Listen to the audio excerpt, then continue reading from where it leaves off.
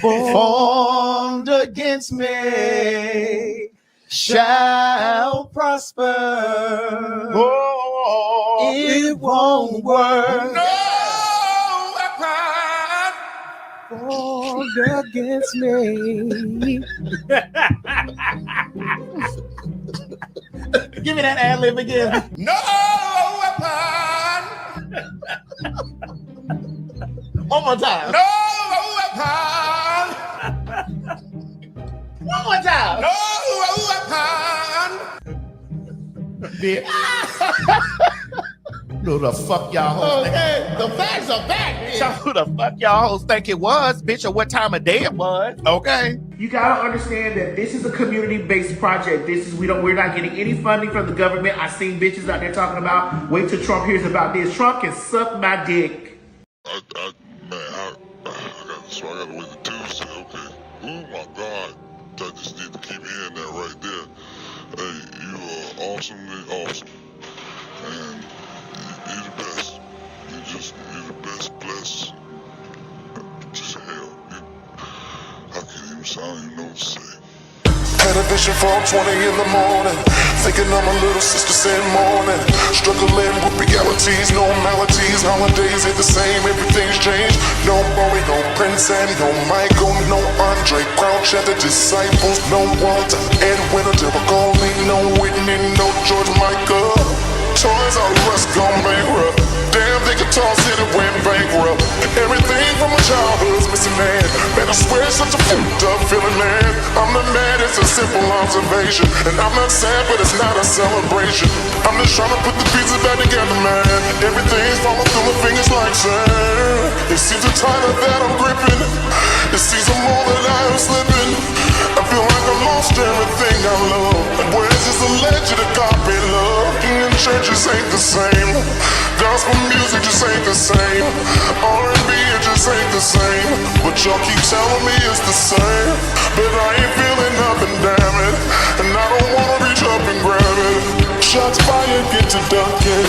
Always knew they were after something. This ain't no future when you're frontin'. And y'all know you still have it, fool. I'm not a baby, bro, I'm grown. Don't leave me standing out here alone. That's why I wrote this song, because I know I'm not alone. What are we out here doing? What are we out here saying? People don't care no more, so fuck it, I don't care no more. If this is too much for you to handle, I was always too much to handle. There ain't nothing new about me. You don't want authenticity. You don't want sincerity. 2020 brought me clarity. Now I see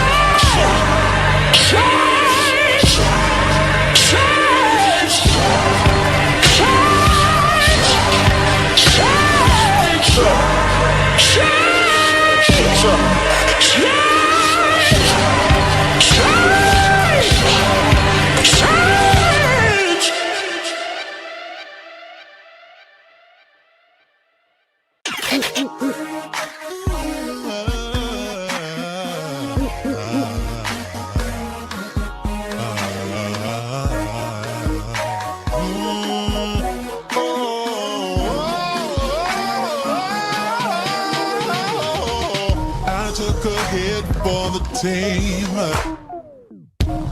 Took a bullet for the dream that we would one day all be free, free from prejudice, free from sexism, free from bigotry. I die for creativity. I die for freedom to be free. I died and left a legacy. Oh, but baby, I still live through technology. After the sun, then comes the rain. And after the sun will start shining. Blood, tears of pain, and tears of pain, and tears of pain, and a dash of struggle. Just be patient. Your destiny will manifest. Yes, falls in the sand.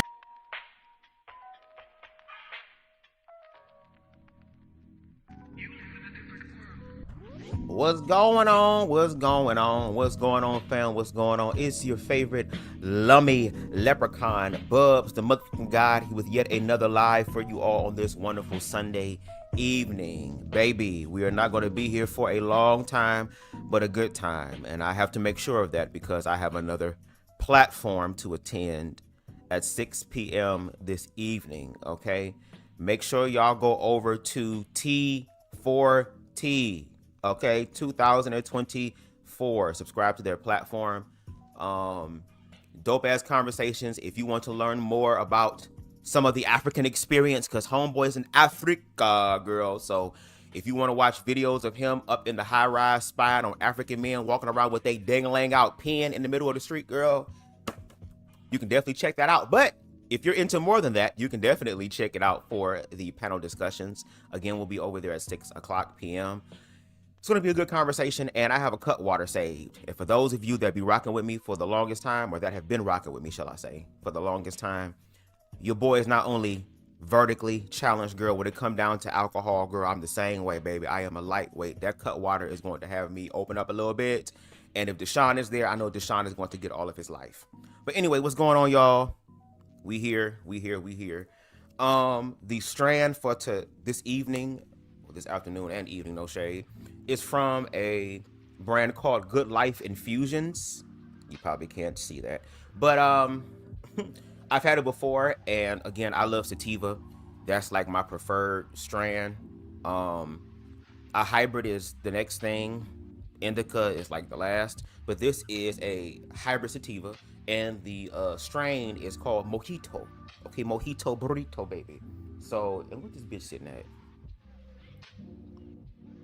40% THC, so we dealing with some pretty high-ish, no shade. Okay, we got Queen Stevie in the building. Make sure y'all go over and subscribe to Style by Stevie, okay, on the platform over there. Interviews almost every day, morning walks, giving us glam. She has enough perfumes to open up her own damn store inside of a mall. If you want to learn more about her life experience, again, make sure y'all subscribe to her on her platform. Why am I getting a call right now when I am on live? I'm getting a FaceTime call from my father. I have to let him know, girl, you gotta wait. I'm sorry. I'm about my father's business right now, pimping. No shade. No shade. All right. So, you know, we gotta do the smart thing before we get into the video. Boom, copyright disclaimer under Section 107 of the Copyright Act of 1976. Allowance is made for fair use for purposes such as criticism, comment, news reporting, teaching, scholarship, education, and research.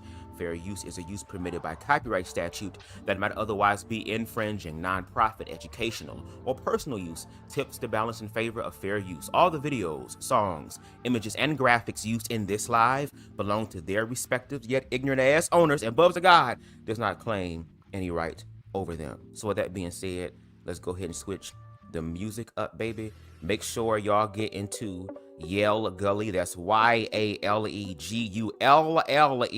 girl. Dope ass conscious rapper here. Baby, in consciousness, they just here. They're here.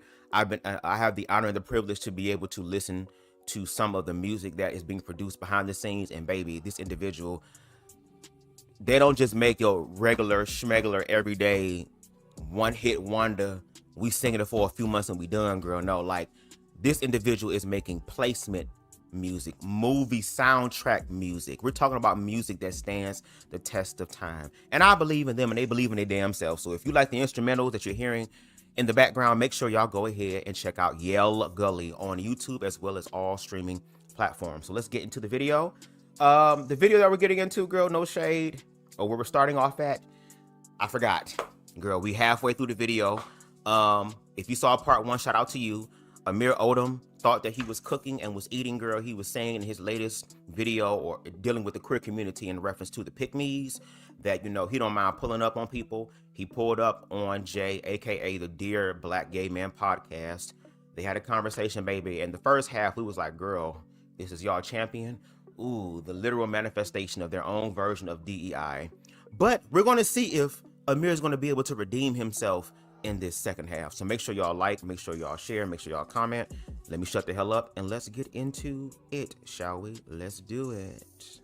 Even though trans people exist, I think the problem is goes the back problem. to the definitions. Because before, trans meant, at least to me, what I've always thought. Hold on, before we get into that, this comment. What's going on, Christian?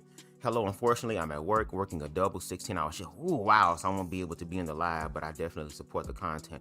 I will react to it once I'm off. Thank you so much, Chris, and I think you're the individual who left a comment on my last live, appreciating how funny and informative it was for you. So, hey, may you have, I'm sending energy your way, positive energy your way for you to get through this double shift like it's nothing. And hell, if you have the ability to sneak and listen and come in every once in a while, by all means do that. But anyway, let's get in. Trans meant you were transitioning. I'm gonna let them cook for a minute. But now, both of us can sit up here right now and say that we are women. That's just what it, like, we have the right. We can say, oh, well, actually, we are women. And that just be that. but that doesn't have any legal implications. If I were to say I'm a woman right now, right now at 10:02 on a Wednesday night, there are no legal implications. Sure, you could say, okay, he a woman now, got it. If Kamala and Joe move forward with adding gender identity to the Civil Rights Act, then yes, that would have legal implications, because then you can be in college and say, actually, I deserve to be in the girls' dorm. Because I, right now, this second, no surgery, no changing, no nothing, I am a woman. And what would be the problem?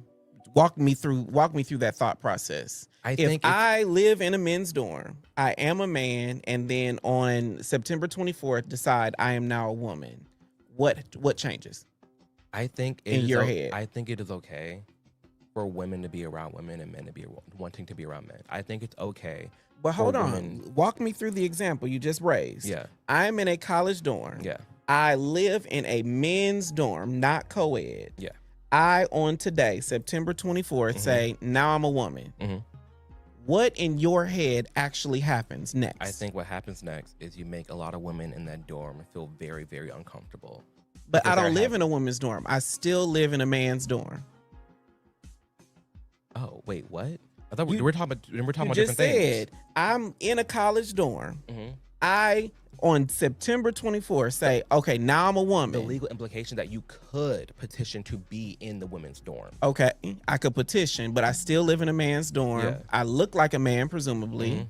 I'm still in a man's dorm. I think that you are dismissing the work it takes to actually transition. Because in your example, if, for instance, I live in a man's dorm. There are people that don't do the work. That's what I'm saying. There's people that don't do the work. We can look at sure, but from a legal standpoint, that means that you are not a woman.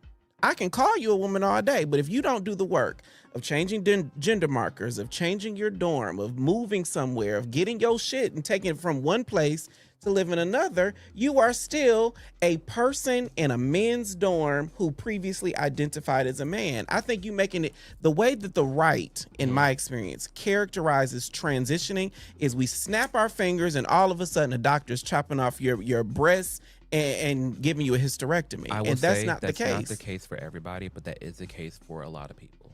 No one snaps their fingers and gets a operation. The bigger issue with that is a doctor who don't know you from Adam or Eve is now giving you a surgery that you didn't ask for. I think we should move on. Why? Because I want to get into like Charlie Kirk stuff. There's a lot more pressing stuff than this. Hold on, Miss Mamas. No. We're not gonna move any motherfucking where. No. These are one of your talking points. Let me go to your page right now. Actually, I should have brought my other phone, my little other social media phone. Let's go to your page right now. Look at your videos. Let's see. Why biological women feel silenced by trans activists. It was 10 days ago, sitting at 266K views. Let's see what else. Why the WNBA might have men playing soon. That's at 128K views. Let's see. 3 weeks ago, why trans people are losing support in America. That's sitting at 291K views. Let's see. Listen more of the trans shit in particular. Because you speak about the queer community, but let's speak about the trans shit. Give me 1 second. I'm still looking, still scrolling. Why biological women feel disrespected by trans women. That's at 408K views. Let's see. Maybe why some gay and trans people dislike the queer community, featuring Blair White Girl. That's sitting at 266K views. If I can find one more. Let's see. Reacting to insane LGBTQ activists and liberals. That's sitting at 203K views. So again, Miss Mamas, you have hundreds of thousands of views that you're bringing in when you're talking about these trans topics, girl.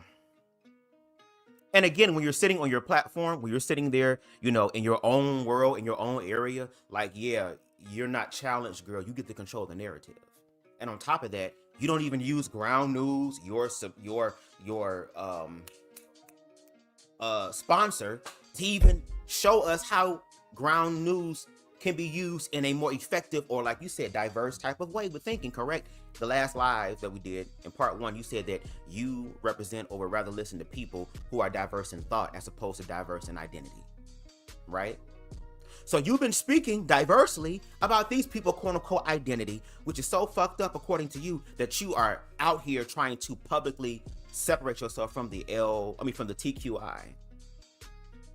And then when you sit on a platform with another black, cisgendered gay man, and y'all both talking about trans, we see that Jay, even though they're not trans, they have a basic understanding of transness, and even if they don't, they're able to say, I can't speak on that. I don't know. I'm not a trans woman, so therefore I can't speak from that experience. So again, at least they're willing to be ignorant and say I'm speaking ignorantly. Amir, on the other hand, with a diverse thought, girl, who getting hundreds and thousands of views when he talks about trans shit, girl, this was the time for you to talk your shit. Again, on your other video with the pick-me's, you stated that you don't mind pulling up on motherfuckers and that you're having the real rational conversation. And obviously you must be having the real rational conversation if you're racking in hundreds of thousands of views specifically about this particular topic. But you don't want to talk about this anymore. And you want to move on to Charlie Kirk because you can go back to your anecdotal experience. So it's all about me and what I think, and I know him personally and y'all don't. Okay, then, well, if we're going to play that same logic, then trans women can turn around and say, well, bitch, I am a woman because I know it personally. This is my experience. But you have the right to be able to judge their experience. But when we turn around on you in reference to you being the logical person that has common sense, that's trying to bring the balance back into the world, here it is, you're on this platform and you're failing to even do that.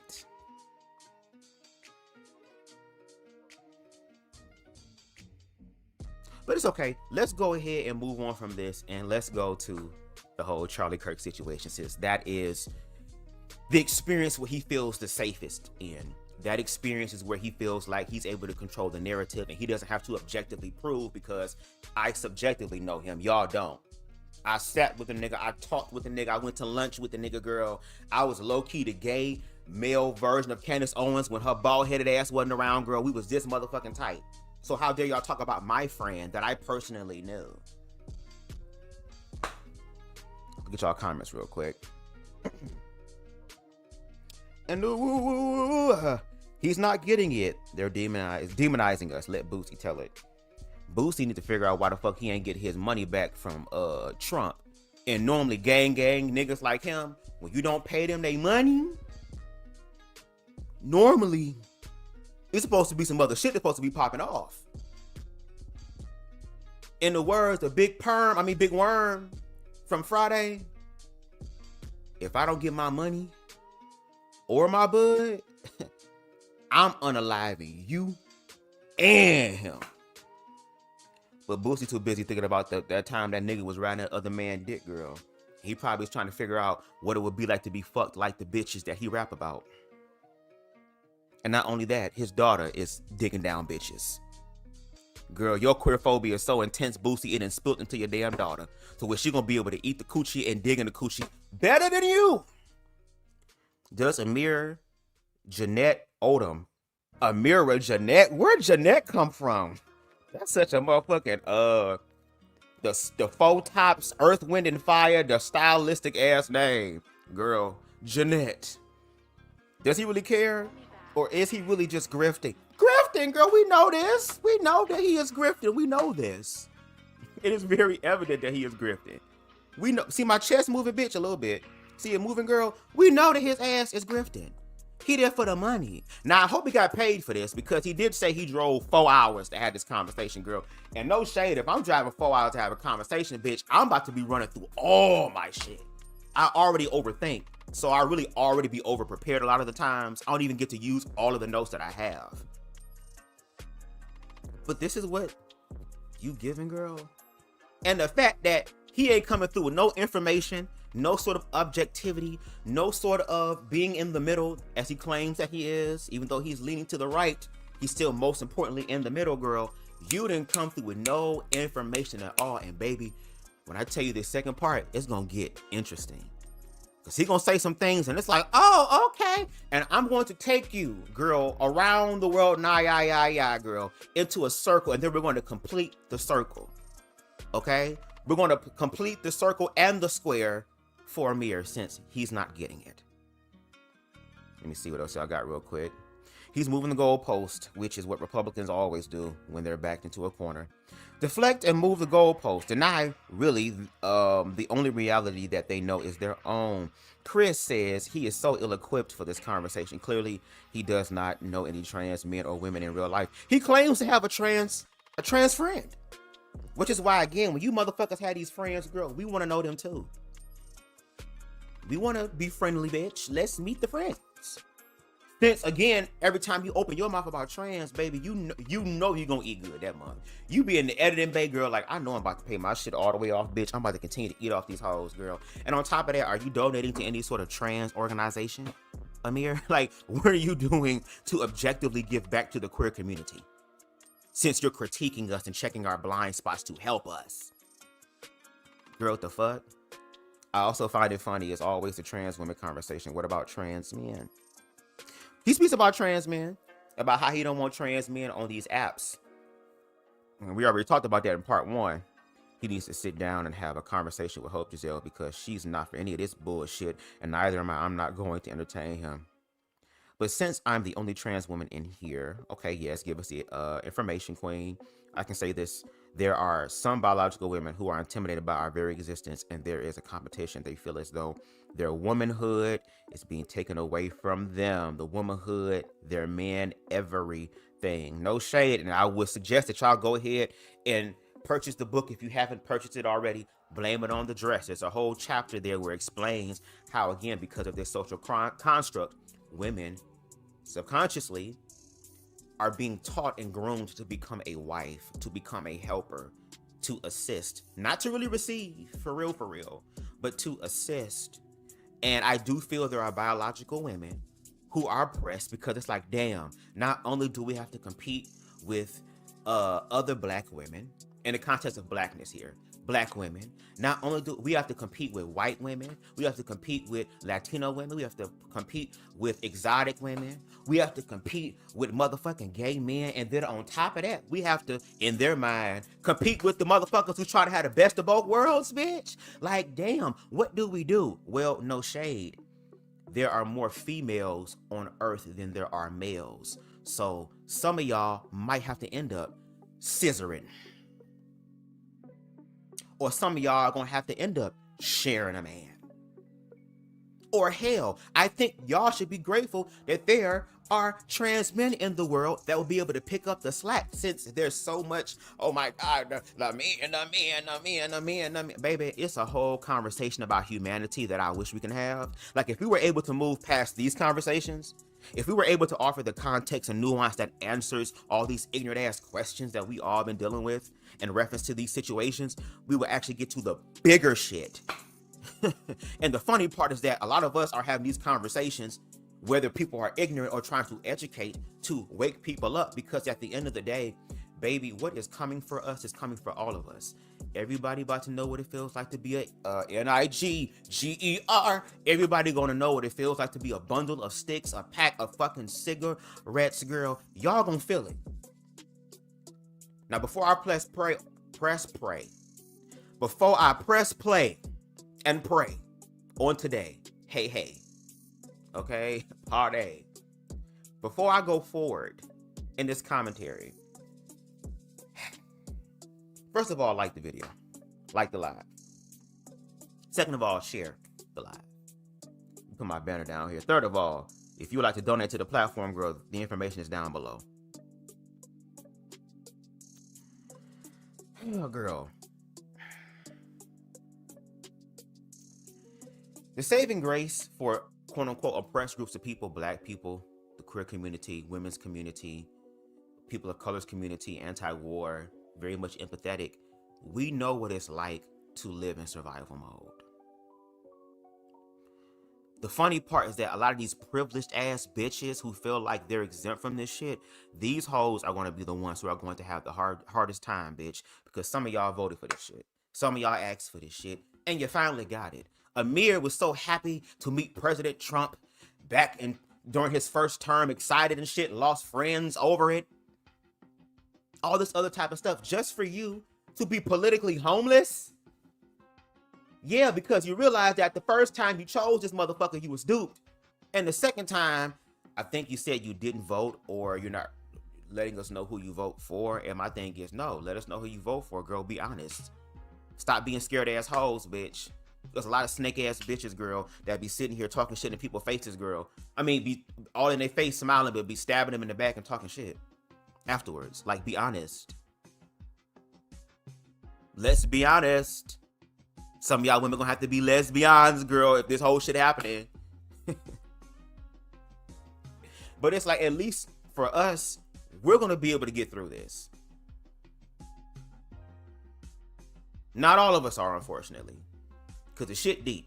And I know that a lot of y'all ain't got that wherewithal, so let me get back to the comments so we can get back to the video. He knows them. His inner homophobia and racism has allowed him to turn on them for profit. Okay, girl, let's get to the video. But I think this requires us to... I'll come back down. I think this requires us to pull all our examples, sure, of the scenarios that we're giving on these trans topics. Because as far as people snapping their fingers and getting a surgery, I have seen instances of that.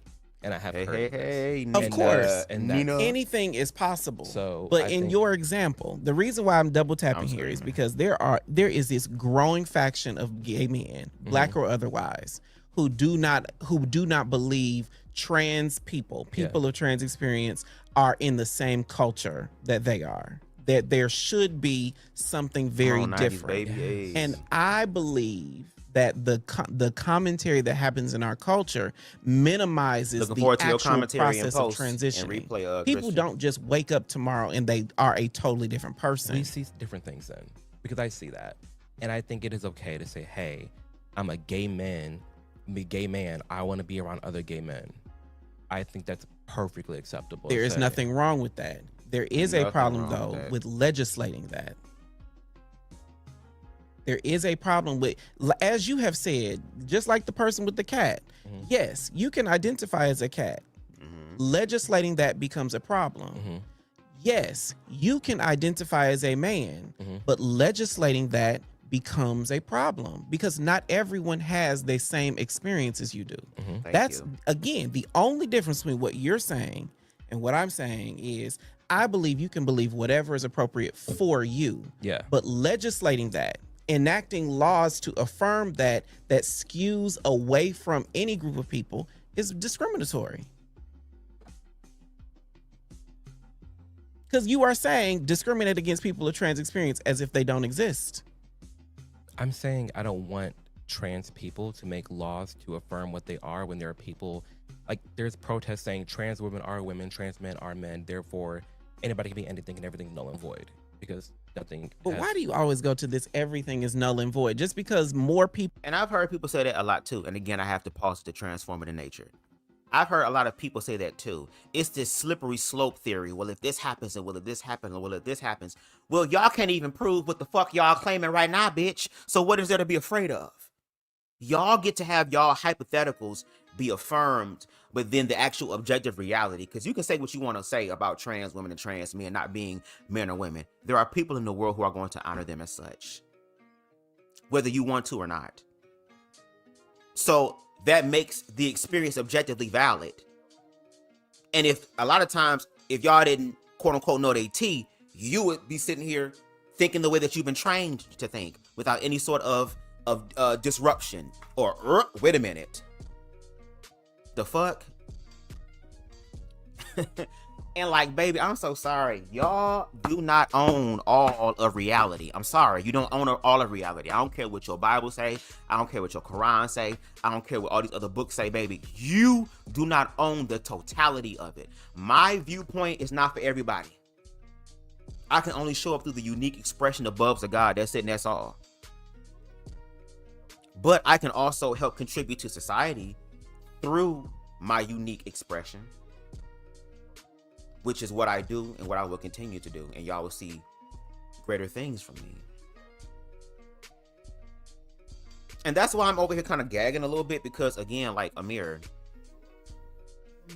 you said you represent the diverse thought, the variety thought. You should be around the world in 80 days.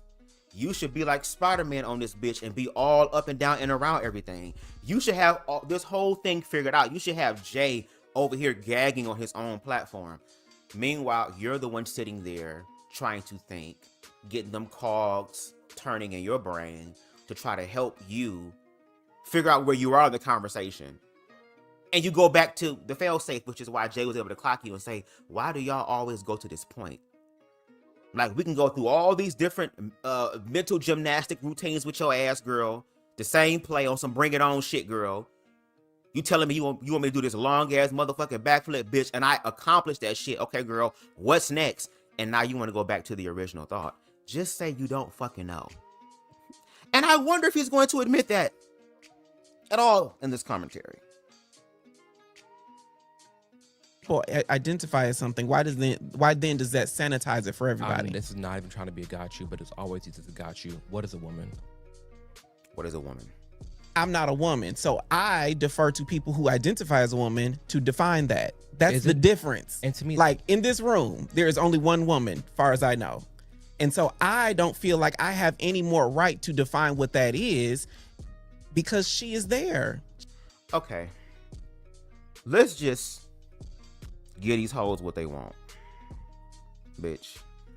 I'm gonna pull up my phone because I got different tabs on here. Because again, I did my research on shit. Okay, so this tab here.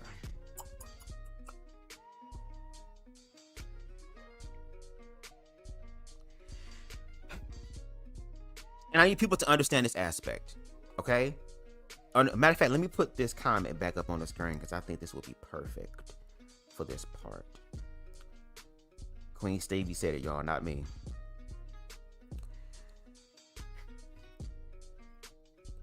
I'm going to go ahead and answer his question, but I'm going to give context and nuance. Again, if this whole situation was ABC 1, 2, 3 elementary, the way that some of y'all want to because y'all can't read above a 5th grade level, hey, That's cool. That's your limited way of understanding things, which is why Trump said he loves the ignorant. But for those of us who strive for higher learning, when you give an answer, not only do you have to give your answer, you have to explain how the fuck you were able to reach that, because that's called critical thinking, which means that somebody should have to walk behind you and follow the exact same routine to get to the same result. And as Amir Odom said, and he's going to say, 5 plus 5 is 10. So is 6 plus 4. So is 7 plus 3. So is 8 plus 2, 9 plus 1. But again, to our point, there are multiple ways to get to 10. But let's go ahead and answer his question, right? A woman is an adult human female. Let me pause real quick so that Amir and everybody else can finally say what they want to say. They're probably saying, thank you, Bubs. Thank you for admitting that. And again, I'm objective on this platform to the best of my ability. Okay? So yes, a woman is an adult human female. Now, just like a lot of words in the English language, one word can and does at times have multiple meanings, okay? The word woman has multiple meanings spanning biological, social, grammatical, and historical context. In standard reference dictionaries like Merriam-Webster, which is a descriptor, okay, it follows society. It pays attention to society and watches how language evolves with society and with the times grow. Dictionary.com and Collins English Dictionary, the definitions are categorized as follows. Let's look at some of the noun definitions. Shout out to the English girl.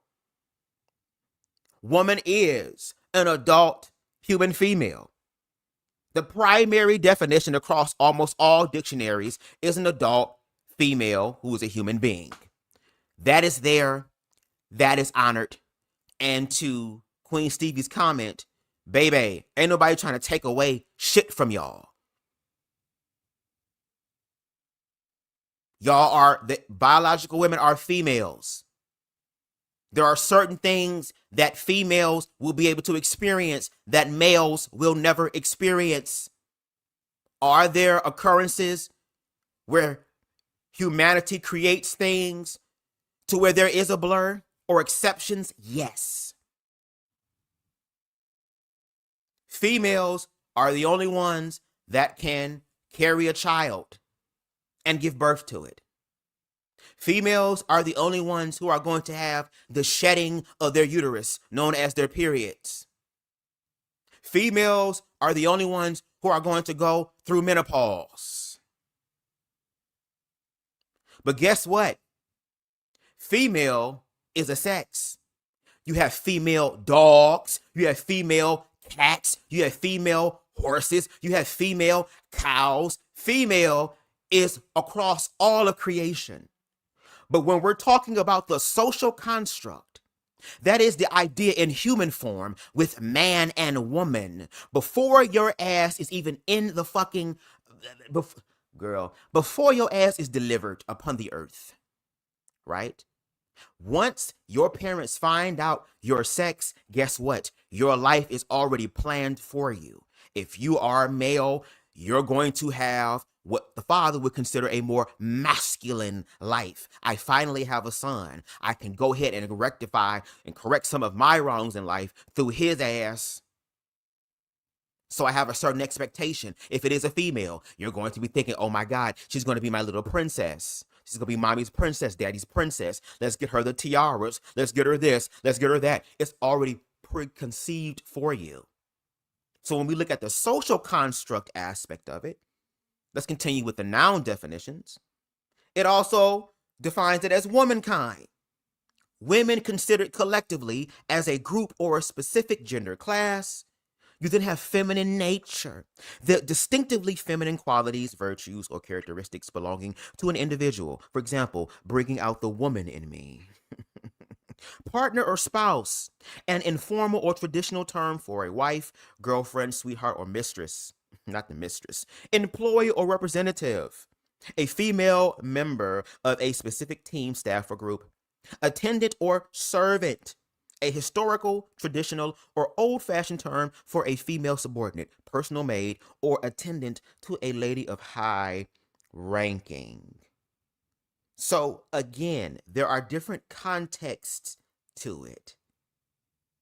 My question that I have is, how are trans women's experiences objectively? How is it objectively messing up your life, girl? Are there no more pads? Are they running out of pads, girl? Is there no more Midol, girl? What is going on? But again, I gotta believe Queen Stevie's comments, based on what I'm seeing and what I'm hearing from different conversations, is that there is a fear and competition there. And I wish that bio women, trans women could literally find a way to come together and to create their own definition, their own version of womanhood that is not controlled through the lens of patriarchy. And I'm talking about patriarchy that sees you as nothing but a piece of fucking meat, sees you as a tool, sees you as something to be used and disposed of and shown off around, not because of who you are, but because of what it brings them, who will objectify you, who will sexualize you, who will abuse you again and again and again. And y'all gotta prove that trans women are doing that objectively. So Amir, I answered your question. From your perspective, because the answer that you wanted, I gave him the answer. But as we know, Amir doesn't do his fucking work. So of course there's context and nuance. And if you feel so 10 toes down in reference to your perspective about trans women, then I need for you to stop being selective to your trans female friends. Since trans women are niggas in wigs, according to you, call your friend a fellow nigga in a wig and make sure everybody knows that. Because I'm pretty sure if you were to bring your trans friend to a conservative rally or event and they walked around and said that they were trans, baby, I don't think it would be safe for them. The fuck is you talking about? Anyway, let's get back to the video and let's listen to the breakdown of the rest of this goddamn shit. She can define what a woman is better than I can. I think it's situations like that where like it just gets,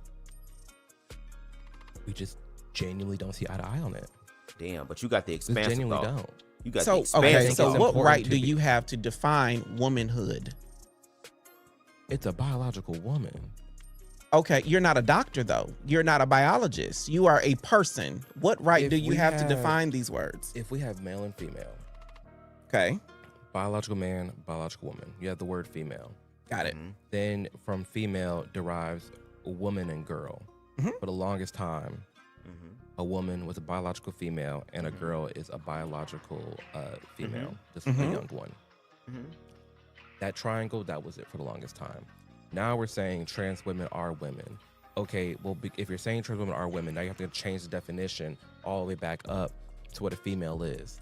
We already had the definition. We already understood that a female... You understood that, friend. All I'm saying is you are not a biologist. You are not a doctor. And you are not a legislator. Do we so need if to I can change my gender markers on my driver's license, if I can change my biology, You can't change your biology. who are you to say that? You're not a doctor. How do you know what I can or cannot do or who I am or am not? You weren't there when I was born. You are not a doctor. You didn't deliver me. You are not in the operating room for any of this stuff. Are we saying we can change our biology? I am saying that first, let me say, you can identify as whatever you want. I think that is one thing that we agree on in this conversation. People can identify as whatever they want. And Amir, you did say, hey, when you an adult, I don't give a fuck. I don't give a fuck. I don't give a fuck. If you an adult, if you 18 years old and you are legally responsible for your damn life and you know that you came in this hole by yourself, you're going to leave this hole by yourself. And now that you at a legal age in this country where you are an adult, really 21, but 18, you're an adult, I don't give a fuck. Live your life pimping. You said that in the first part of the goddamn video. Now, all of a sudden, girl, we in another area because you can't admit the fact that you don't know what the fuck you're talking about. So you drove 4 hours for what? For what, nigga? The second piece of that, I wish I would drive 4 hours. If, for instance, and not know what I'm talking about. My legal documentation and my doctor can agree on anything about me, on having high blood pressure, on needing glasses to drive, on being a donor, a organ donor. If my legal documentation and my doctor can agree on all these things, then what does anybody else's opinion matter? There's no doctor on this planet Earth that can tell you that you are a biological woman. Why? Because that you can't change your biology. You can change how you appear, but you literally cannot change your biology. And I think there's a reason why people are trans. They're transitioning for a reason, because they're not that biology that they want it to be, or they feel that they are, because they're literally different. Like they're literally different biologies, therefore trans. I'm not trans, but I feel like I can say this. You're trans for a reason, because you're trying to go from one thing to the other. You're transitioning. Therefore, you were never that thing. Therefore, there are meanings and understanding to what a man is and what a woman is. Because if that's not the case, why are you transitioning in the first place? Okay. The reason, the pushback I have. You don't ask your trans friend this shit, bitch. To this particular topic, and is because there are many things that I was. Even me. There are many things that I was when I was younger. Like 13, if you would have asked me, I would have said I was straight. Yeah. I am not straight now. Right. I'm very, very gay. And real quick, I think... And then Amir, when you went to the Pride event, you know, the most craziest radical pride ever in life, where Satan was twerking and kids was riding his dick, all that type of shit, girl, according to you, you were sitting up there having conversations with queer people about the trans thing by saying that, hey, you know, well, you know, we don't stay the same throughout life. We all change. Why would you do something permanent to your life? Because later on down the road, you might come to a realization of this and then be like, oh my God, I just feel like I regretted what the hell I did. It's like, so using your same logic, it's the same thing for them. So when you talk about transitioning, yes, they're making a change. Everybody makes different type of changes in their lives. It's their life. If a motherfucker want to change their life, that's fine. You're talking about motherfuckers being cats. Yes, there are people in the world who think they cats. And not only just think they cats, girl, they live as cats. Get all type of body modification and shit. Yes, is society gonna judge them? Yes. But they're gonna always find their group that is going to fuck with them. Who is going to care for them. And who is going to love them. Are they affecting you, bitch? Are they coming inside your house and replacing your toilet with a cat box, litter box? Do you have to climb climbing trees now? Are there hairballs in your room, bitch? Because no, you ain't got to be the cat, girl. There are motherfuckers right now who feel like Amir, me and you are not even real men because we dropped out of manhood, according to them. And no shade for them fat ass, fupa having ass, orangutan titty swinging ass niggas who was saying that shit, girl. Y'all better be glad that some of these niggas are gay, because if they weren't, y'all would probably have to fuck each other. And I know that's a fate far worse than death, because I don't even want that shit. The difference with that is that hell no. Had no implications. On what? On you mutilating and you mutilating your body. Okay. That experience Mutilating was all mental. And I think the problem that we're seeing, hence why gay acceptance has been declining ever since trans has been since 2020. It's been going on a down curve because it's infiltration of transing children. And I understand this experience of like, now we're shifting the narrative to children again. I don't know, going through middle school. That had nothing to do with my biology.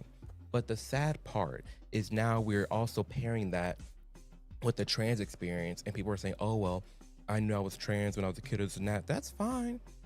But wait till you're an adult to change that, because there's a rising trend now of minors coming out saying, I regret this transition. But you're saying, you are saying now, wait until you're an adult to transition. But you just also said that even as an adult, we cannot legislate that the world around me and in this country should affirm my decisions to be myself. How can you have it both ways? I think if, for instance, I'm trans at 3, trans at 5, trans at 10, 17, I turn 18, and now I, as an adult, seek out gender affirming care, even if I acknowledge that much. Then at what point should the world around me acknowledge I am who I say I am? I think a good middle ground is not doing that. I think a good middle ground is saying. So you don't think that's a good middle ground, what they just offered? Asking the ultimate question, girl, that y'all don't want to say or don't feel like you can say right now because it ain't the right time. Don't worry. The regime that's in charge, they're changing a lot of things, girl. Whether you hoes want it or not. We talk fucking follow the law. We seeing motherfuckers not follow the law every goddamn day, girl, in political power. And all the fuck we do is talk about it. And still participate.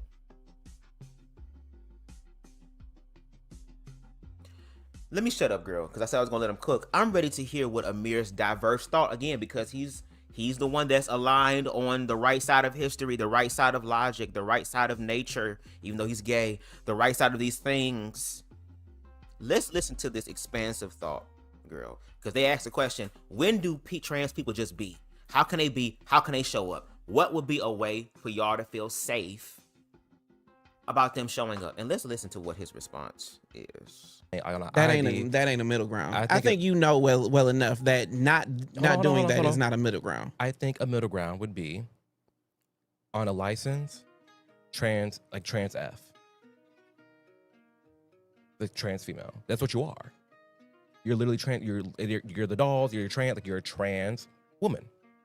So maybe on a license, the birth certificate, it's trans woman. Okay, and so in all those rooms of diverse thought, why doesn't that bubble up and show up on Fox News? Because people aren't scared to have conversations like this. Okay. So my friend just got shot in the neck. People were like, he's so far right. That was the most moderate man. You thought that was far right? Girl, you haven't seen nothing on the right. No, I haven't. Because they shot this man on the neck for having conversations. No one wants to do this on the left. Every single person in my life. But also, nobody on the left shot that man. No. Nobody that looks and walks and talks like you or I shot that man. We can acknowledge that. The person that shot.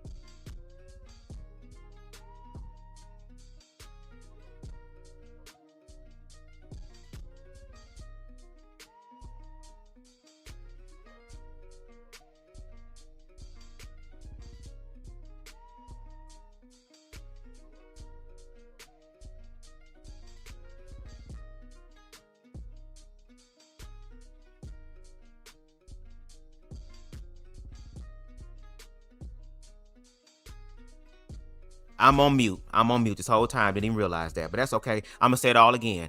Amir, because again, this is practice for me. I don't mind messing up in real time. That's how niggas grow and evolve and become something. No shade. I know how to transmute my stuff, girl. I'm gonna control my narrative at all times. Amir, you quiet as hell when Jay was stating what he was stating because you want to go back to that conversation because that's where you felt like you had the most control, because obviously when it comes to trans, you don't know what the fuck you're talking about. Then you want to bring up the fact of your friend being unalived, girl. But you just compared your friend to Martin Luther King, who also was unalived. And like I mentioned earlier, the only thing that Mr. Kirk, and we ain't talking about Spock in them, and Martin Luther King have in common is that they both were unalived by white men, white males. And if we're going to use Amir's logic, trans women are men, and all these active gunmen have been men. Okay, well, if that's the case, it's still white men. So when are we gonna have that conversation? You talking about people like don't have these conversations on the left? That's a lie, girl. There are plenty of content creators like myself who be having these conversations and be opening up the door for other people to come and talk to me. I watch individuals like Jovan, however you said it, Jay Bradley, girl, who has a call-in line every day talking to MAGA and Republicans and conservatives like Amir Odom. You have other individuals. I forgot her name. She's a black girl. I think it's Tasha or Tanisha or something. I just got into her. She a little bit more gritty, and I kind of like that a little bit. But even she's starting up. Like, you have people that are using their platforms to have these conversations. It's the fact that, Amir, your ass is aligning yourself with people who don't fucking think. Because the only diverse thing they think about is how can we attack all these other diversities because we're supreme. Which is why, again, you voted for Trump the first time and was happy and shook his hand and all this type of stuff, even though you lost friends over that shit, just for you to reject him in this second presidency, aka regime, and now you're politically homeless, girl. And you're trying to come through and have a conversation with a black queer man about gay shit and also black shit, and y'all haven't even heard the worst of it. Baby, let me shut the hell up, girl, because we still got some shit to go, and this nigga gonna say some crazy shit to where it's like, you telling on yourself, pimping.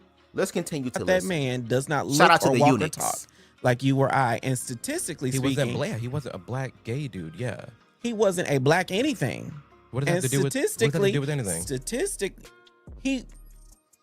Are you saying he was a Republican?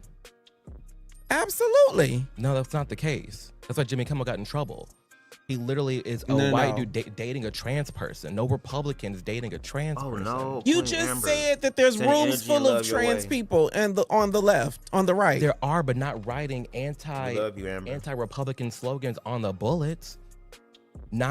He said he called Charlie Kirk a fascist. That is not anti-Republican. That's anti-Charlie Kirk. Okay, we can get past this. We talking about your friend, girl. We went from talking about trans shit, and then you was like, girl, okay, let's get off of that. Let's get on the Charlie Kirk shit. And then we got on the Charlie Kirk shit, and now you want to get off of it. Diverse thought. Girl, if this is what the fuck diverse thought looks like, what the fuck does closed-minded look like? Damn. But he called Charlie Kirk a fascist. I think we just... I'm not going to debate whether or not he was a fascist, but he... Very crazy. Using the bullets as a red herring does not mean that he was against the Republican Party. He was anti-Charlie Kirk. I'm not going to say that the guy that shot Charlie Kirk was a Republican. I'm not going to say that the guy that shot Charlie Kirk was anything. But what I will say is he had a lot of animus toward Charlie Kirk, toward Republicanism. For no good reason. I mean, for no good reason. That is negotiable. I'm not in his head. But I'm saying he didn't shoot up Republicans. He shot up Charlie Kirk. Trump put it the best way at Charlie Kirk's memorial. And it was that... And no shade. And I kind of want to know this answer. And it's not me being shady, girl, even though you're going to feel that way, and that's cool. But at his funeral, did you go? Let me make myself big real quick. Did you go? Were you invited? Brandon Tatum, I don't think he was able to come. Was Candace Owens there?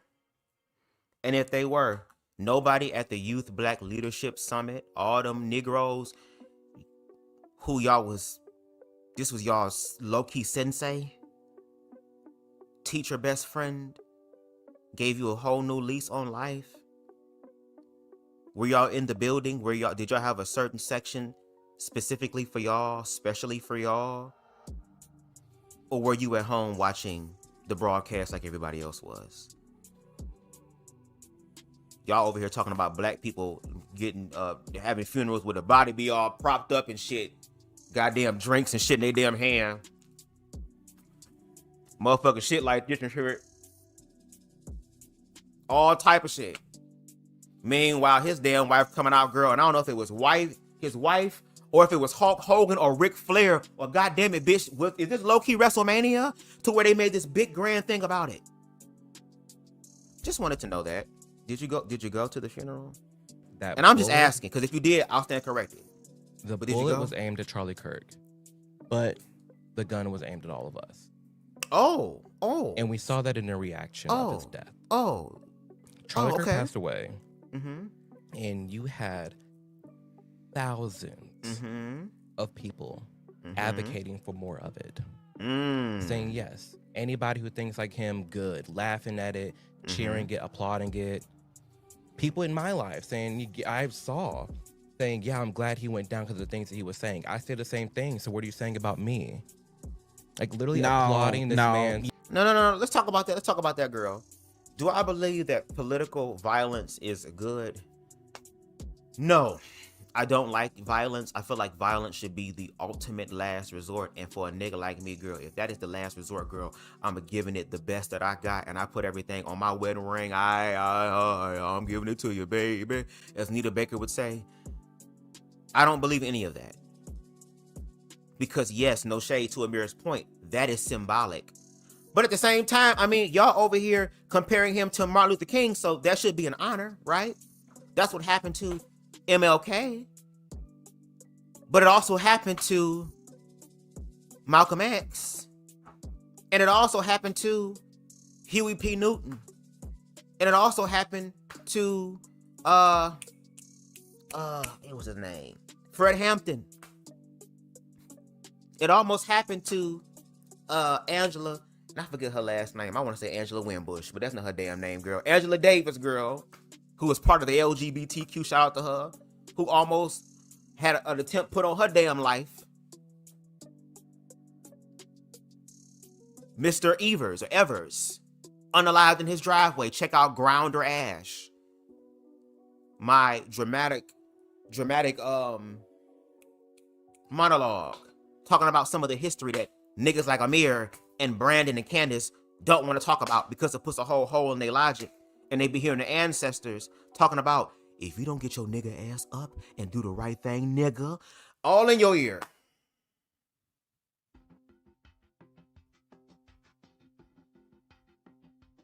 And I can't wait till we get to the other part, girl, because he is going to expose himself in such a way, and that's why these hoes be mad, which is why I'm glad that I stutter and I do long-ass lives, bitch. If you try to motherfucking correct the fuck out of BubzDaGawd, bitch, unless your ass is in the live in real time the entire time, girl, you got to be one dedicated motherfucker to sit down and listen to 3, 4, 5 hours sometimes of commentary. But guess what? I'm the type of nigga that does that because I like long-form content.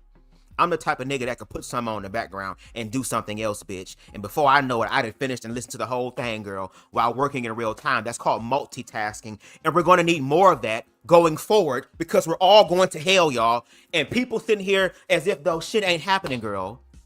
Hoping that somebody will save us, that Jesus will save us, baby. The only people who are going to save us is us. But people perish because of the lack of knowledge. And if I'm going to die, baby, motherfuckers gonna have to work very hard for BubzDaGawd. That's probably why I chose to come in this bitch, girl, at 5'2", because there were other areas that was gonna need some 6'6" energy, bitch. And in the words of that short leprechaun ass fellow brother of mine that was the voiceover in Grand Theft Auto Vice City Stories, girl. Yeah, you taller than me right now, girl.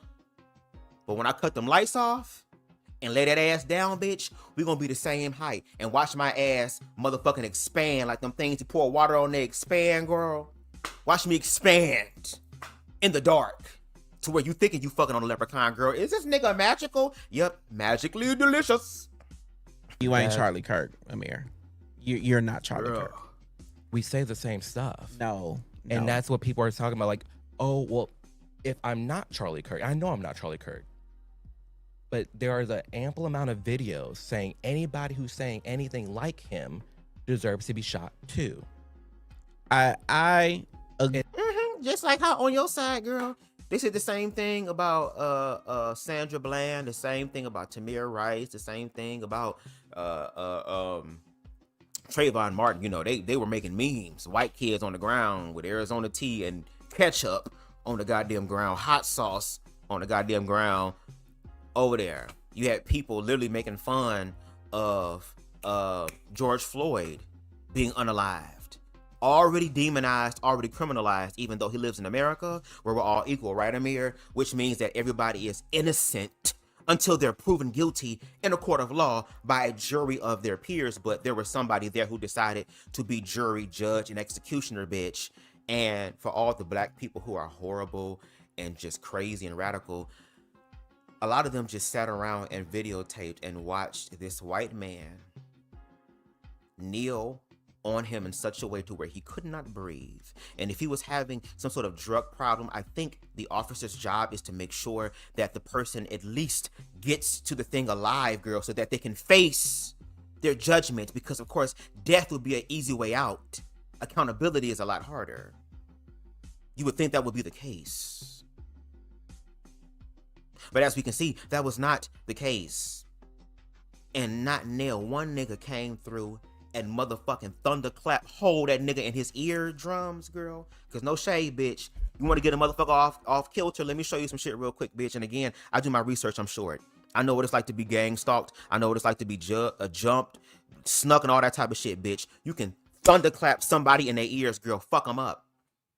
You can palm strike somebody in their nose, bitch. Hit somebody in their nose, their eyes gonna automatically water. You can't see, I got you, bitch. You can hit 2 chops to the throat. That's 3, bitch. I'm gonna be dyslexic to the motherfucker, girl. I'm about to be all type of motherfucking IEP in this bitch, girl, when it comes to the throat. You can punch a bitch in their sternum. Punch them right here, girl. Strike right there, girl. This is where your diaphragm at. You motherfucking pierce the diaphragm, the bitch ain't gonna be able to breathe, girl. Of course, if you fucking with a male, they got nuts, bitch. And as males, you know how sensitive nuts is, bitch. You just flick that motherfucker a little bit, girl. We on the ground. My motherfucking toes burning right now just thinking about that example. There are ways to defend yourself when it comes down to your physical. But that, again, should be the last resort. And what Amir does not understand is that his ignorance and his low-key fear is giving ammunition for people who want to go out and actively harm them. When you say, oh, well, why don't they put TF on their stuff? Well, if we lived in a society where people didn't give a fuck and they was cool and didn't care about that because they saw them as human beings, then that wouldn't be a problem. That would be them walking in their truth. But when this whole second presidency that was really a regime happened, girl, during that election cycle, what were the primary ads that were being played by the Republican Party? What was one hot button topic issue that white America, conservative America, found to be the perfect quote-unquote scapegoat? It was trans people, if you didn't know. And again, they're not going to just come out and just do everything just blah in your face. No, baby, it's a slow cook. It's a slow burn to the point to where when the water starts boiling, it's too late. They've been doing that and been testing that in smaller states and cities in America to see what works and what doesn't work. And bitch, they're not only just doing things to trans people, they're doing things to American people. Hello, we're all being surveillanced at this present moment in time. Baby, I do so much research and watch so many documentaries, girl, because that's just what I do. I love education and information, girl. I have more awareness than a lot of people like Amir does, because Amir understands that individually, he gonna be okay. Him as a Negro gonna be okay. Him and his white knight and his dogs and the Tesla is gonna be okay, even though they also, if I'm not mistaken, live somewhere in the South. And since we're talking about DEI, didn't Judge Clarence Thomas, wasn't the reason why or the thing that put him on the trajectory to where he is now was also because of affirmative action?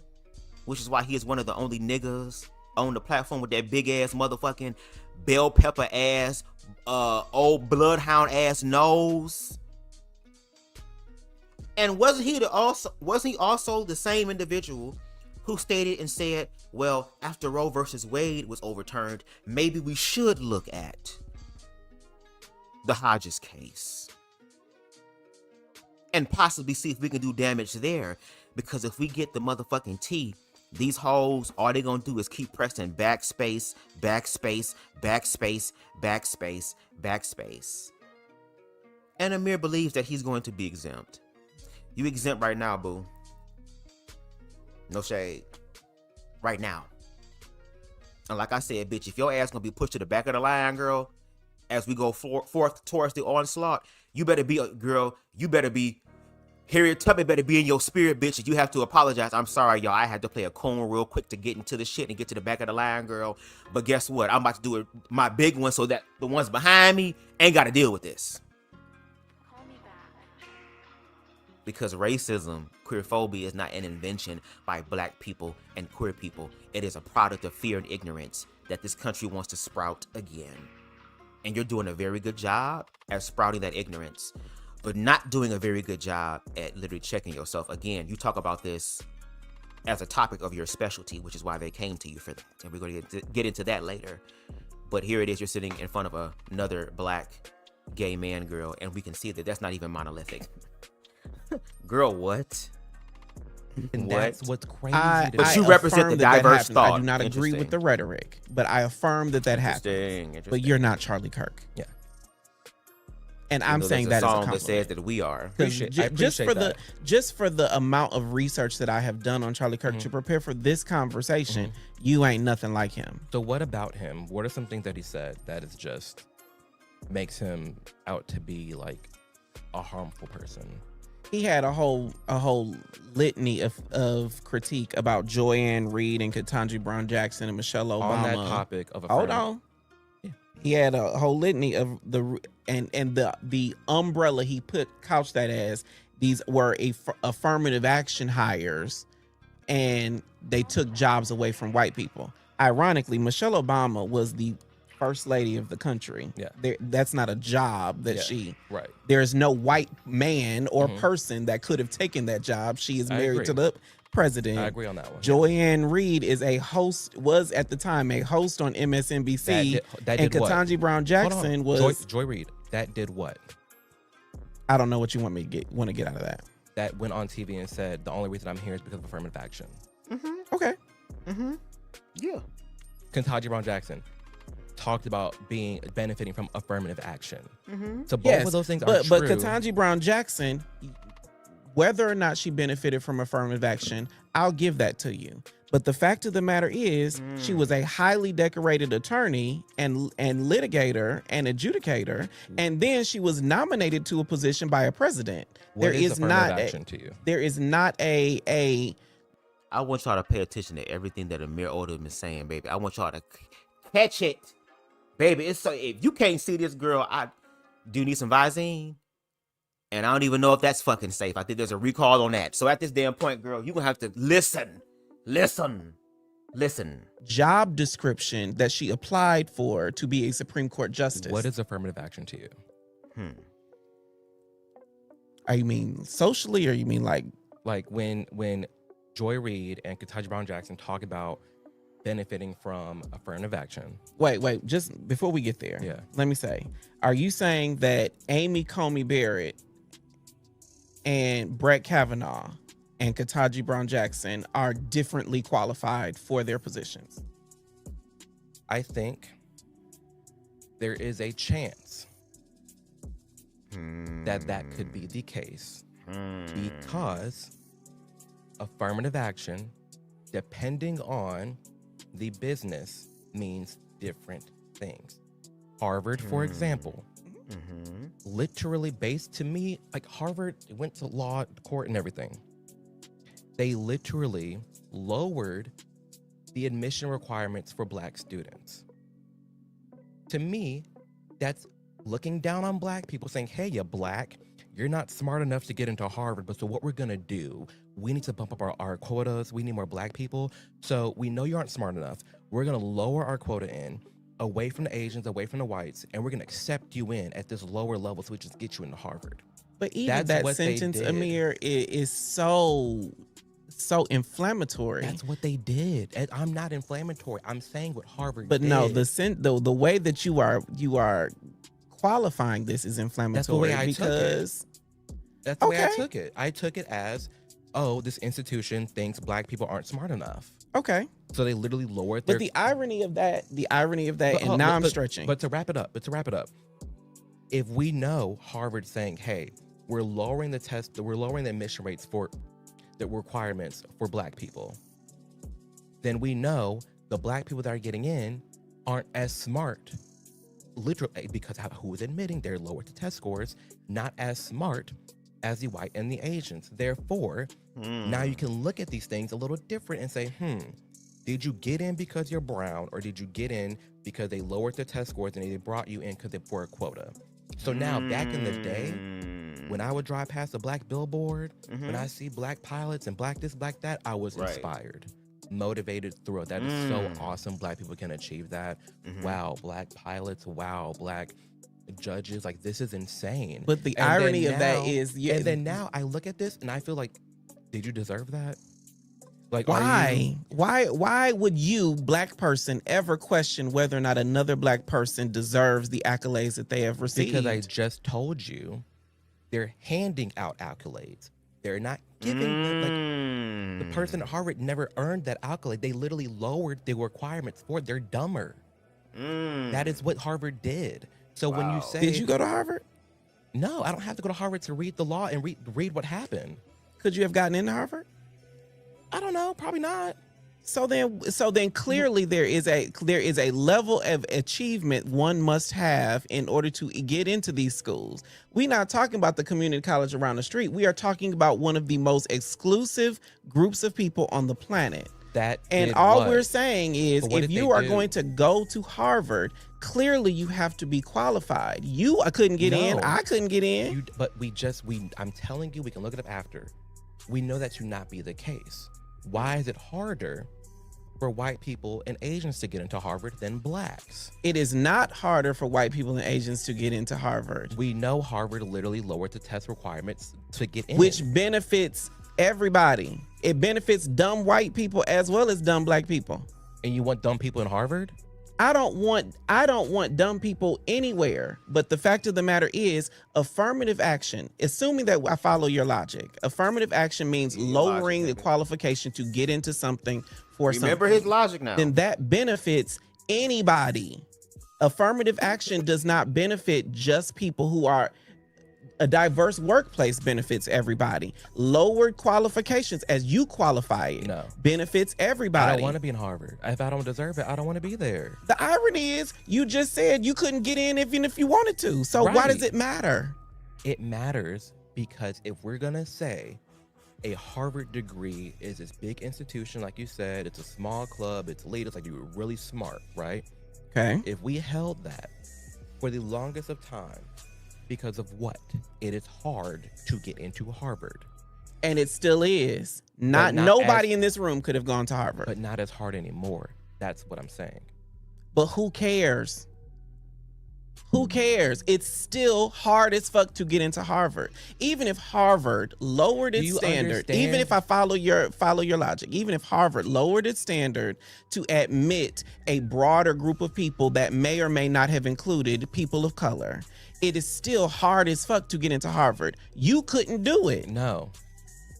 Charlie Kirk couldn't do it. I completely disagree, because I think if we're going to say Harvard is a great institution, we understand what that means. But again, it goes back to losing definitions and losing meanings. Now, all of a sudden, a Harvard degree was easier to get for a black person than it was a white or Asian, because they literally lowered the requirements. But you do understand that the line that you are going down, where you are casting aspersions on every black person's achievement because of affirmative action that may or may not impact what they've done, it looks like you are saying you are a black hating black person. Let's pause, because that's the perfect place to pause, girl. I wanted y'all to hear that out of Mir's own mouth, girl. I ain't make shit up. I ain't chopped and screwed the video, girl. Hey, this is not Sora. Ain't no AI in this bitch, girl. Nothing of the sort. Came out his own mouth. You have this black man questioning the legitimacy of other black people. And again, like he said in the interview when he sat down with that motherfucking white man from the UK. What's up, bruv? What's up, mate? Wait, is that Australian? What's up, mate? That's Australian. Excuse me, sorry. Anyway, he mentioned on the platform, girl, I'm about to lose my damn thought. My intrusive thoughts be kicking in sometimes, girl. What was I about to say? I'm about to get my thought back. Again, if you're new to BubzDaGawd, baby, this is what we do. Oh yes. You said on that platform, girl, that you are sick and tired of seeing the majority of black people, or at least those that are viral famous, going down these three pipelines. Either the school to prison pipeline, the athletic pipeline, or the entertainer pipeline, right? Because you're also saying that these people are also participating in this quote unquote trap, drug, fuck them hoes, my scamming ass niggas ass type of people, even though y'all listen to that shit on the low and be getting freak nasty with it, bitch. Right? Here it is. You said that back in the day when you would see somebody go outside or break outside of that pipeline, for example, be a black doctor, a black lawyer, a black scientist, a black astronaut, a black something that people would consider to be outside the scope of blackness. Let society say it. Or hell, even a black pilot. At one time you were proud, like, yes. But now, because of Mr. Kirk, because of the Trump administration, because of Candace Owens, because of Brandon Tatum, and because you also had your nigga experiences getting hurt by niggas and didn't heal from that, they're able to twist around and manipulate that. It's like, girl, it's all right here in our face. All here in our face, girl. Now when these people achieve this, now all of a sudden, oh, well, did you really earn that? Did you really earn that? And I want y'all to remember that. Because again, on this live, girl, we're going to look at it through his logic. And shout out to Jay using Amir's own logic against him, girl. He already don't know what the fuck he's talking about, so it's not really that difficult. But I'm going to show you how it's really done. No shade. I want y'all to remember that. Amir is sitting here judging other black people's achievements. Okay? Because of affirmative action. Just like how Charlie Kirk stated what he stated about black pilots. And even in the contextual video, the full video, he's also speaking about how the majority of white America speaks. So he was low-key giving us the tea about what a lot of white America thinks about black people, despite them performing. Now I'm going to go ahead and read y'all some shit real quick. So if you don't like education, girl, goodbye. Go to a Republican platform, girl. They will give you the entertainment while they sit up here and fuck you and your whole family up. Oh, girl. Let's talk about this whole Harvard lowering standards claim. Well, matter of fact, hold on. Let me give the black women that were mentioned, let me give them some grace. And let's also go into Amir's whole, again, affirmative action thing and demonizing these women who are appreciative of affirmative action. And then we're going to get into deeper with affirmative action using the example that Amir gave in reference to Harvard. Again, a fucking school that, no shade, I don't think anybody in this live, including me, would be able to get into. But yes, both Michelle Obama and Joy Reid, those of MSNBC's The Read Out, okay, have publicly identified themselves as beneficiaries of affirmative action programs during their college admissions. Okay, baby, let's get to Joy Reid here, okay, Harvard University. Following the 2023 Supreme Court decision striking down race-conscious admissions, Joy Reid stated on her show that she got into Harvard only because of affirmative action. So again, Amir is harboring to her own words, only because of affirmative action. Okay, the role of intellect and race, Reid explained that she was a top student with excellent grades and high SAT scores at a relatively unknown public school in a Denver suburb. Because she lacked the resources of prestigious preparatory schools, right? She was overlooked until a Harvard recruiter specifically tracking minority students found her. Again, she was a top student with excellent grades and high SAT scores. So Amir, are you going to compare your grades to her grades, nigga? Since we're challenging, girl? She emphasized that affirmative action did not mean sending unqualified, again, Amir's perspective. If you have benefited from affirmative action, you're not qualified, and you took that position away from a qualified white or Asian person.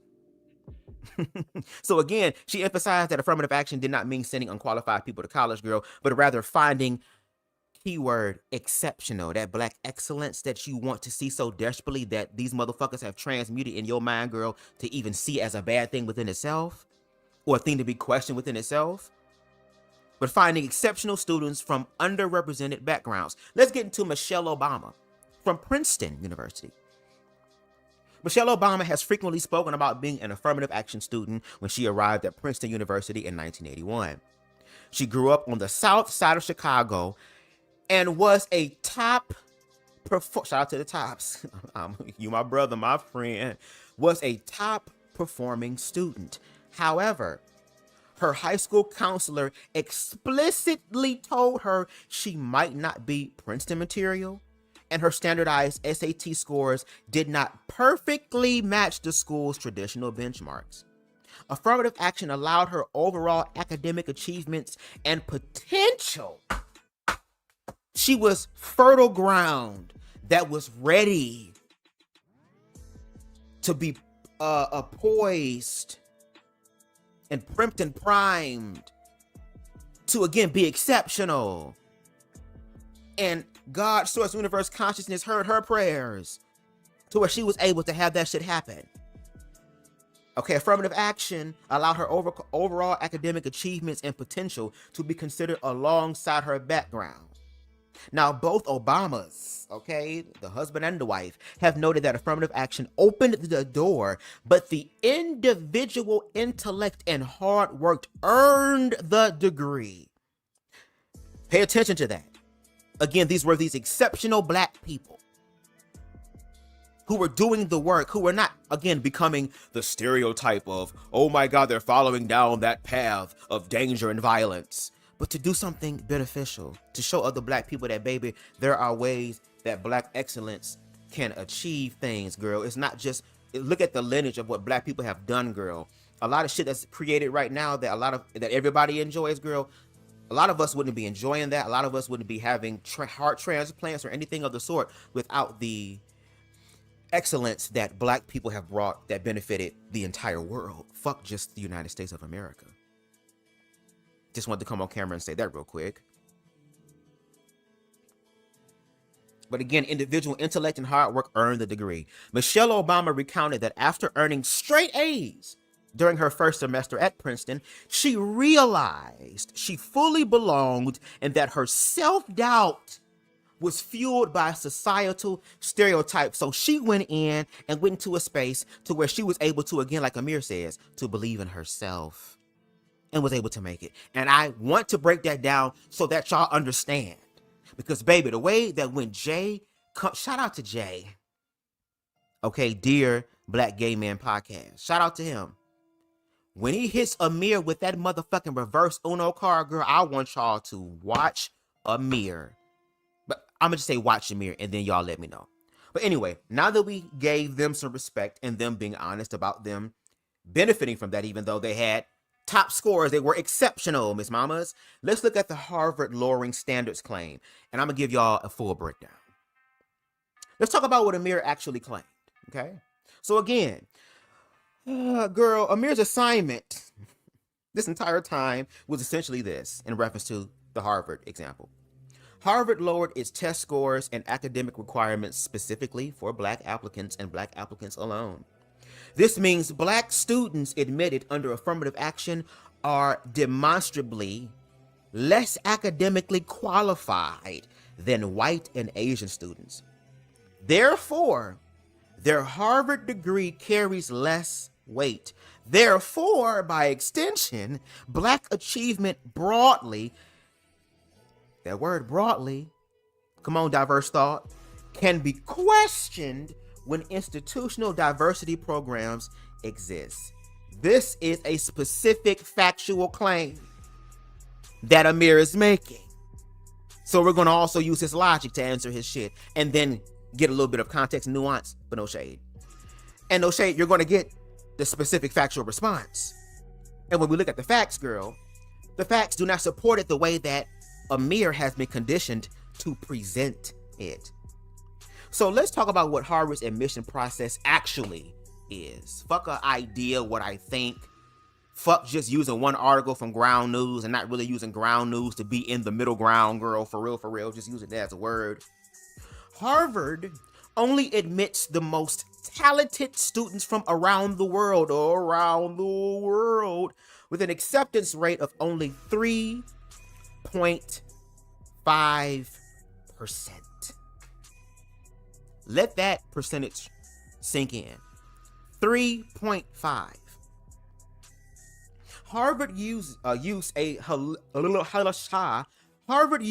holistic admissions process that considers academic records, standardized test scores, leadership, intellectual curiosity, and that word that Amir likes throwing out, diversity, not of just thought, but diversity of experiences. So again, you want to sit in the room with the 4 white men who think diversely instead of sitting in the room with the people who can also speak from their life experiences that are similar. You know, that real gray area that somehow your ass say you want to be at but can't claim to find, because if you had found it on the right, your ass would be there and not politically homeless. Harvard does not publish a minimum GPA requirement for undergraduate applicants. However, most competitive applicants have, again, very high grades in rigorous courses, often close to straight A performances. Didn't Michelle Obama say in her first semester, or first time into the college, girl, that she got straight A's? Okay, I just wanted to make sure we knew that. Harvard uses holistic admissions, which means GPA is important, but never reviewed in isolation. Because again, there are, as Jay said, a litany of things that are required in order for you to get in, because the admission acceptance, again, is 3.5, Miss Mamas. Admissions readers consider what you achieve, how you achieved it, again, not just giving us an answer, but how the fuck did you get here, bitch? And what opportunities were available to you, and what you may contribute to the campus community. The average weighted GPA of admitted Harvard students is 4.18 to 4.21, and 72.41% hold a perfect 4.0 unweighted GPA. In addition, 22% fall in the 3.75 to 3.99 range, meaning roughly 94% of Harvard's incoming class has an unweighted GPA of 3.75 or above. The requirements to apply to Harvard are the same for every applicant. No shade. Every applicant. Now let's talk about what affirmative action at Harvard, what it really did. Fuck a PragerU presentation, girl. We're talking about things that are true, so it happens outside of what we believe, girl. It's manifested. Just wanted to say that. Anyway, this is the point where precision is going to matter most. Because what Amir describes and what affirmative action actually is, or no shade shall I say, was, no shade, are significantly different things. Harvard's admission policy used race as one factor among many when determining its incoming class, not as a replacement for academic qualifications, and not as a quota system. Race-conscious affirmative action, ladies and gentlemen, and everybody in between and outside that motherfucker, meant the consideration of an applicant's race as one factor in making an admissions decision, particularly to realize the educational benefits of, that word again, y'all, diversity. A school cannot engage in racial balancing or use quotas in admissions. Race was legally prohibited from being the deciding factor or the dominant factor, Amir. PragerU, Republicans, conservatives. It was one consideration among many. Academic achievement, extracurriculars, essays, recommendations, social economic background, first generation status, geographic diversity, athletic recruitment, and legacy status. And speaking of which, Amir's given us this idea for Black students and questioning the legitimacy of Black people who, again, have been admitted into these very high, top-tier Ivy League schools where, girl, if this is on your resume, bitch, the world is pretty much your fucking oyster, girl, because it's accredited highly. Amir makes it believe that they're looking for Tyrone on the street who don't even know how to spell, and letting him come through Harvard like it's a goddamn How High or Soul Plane version of Harvard, girl. So, again, we're going to continue to use this logic. Let's sit in Amir's logic, girl. Okay, let's go down this road with you. Okay, Amir, we're going to submit to what you said in reference to Black people. Okay, girl. Yes, let's question Black people's legitimacy. Cool. But let's continue to be objective. We're submitting to what you're saying. We're going to say, okay, cool. I submit. I yield to what you're saying. Now that we're here and and you say that you're middle right leaning, despite you being politically homeless, let's really sit in that middle part real quick. And let me take a sip of water real quick, girl, because this cotton mouth is pissing me off. Hold on.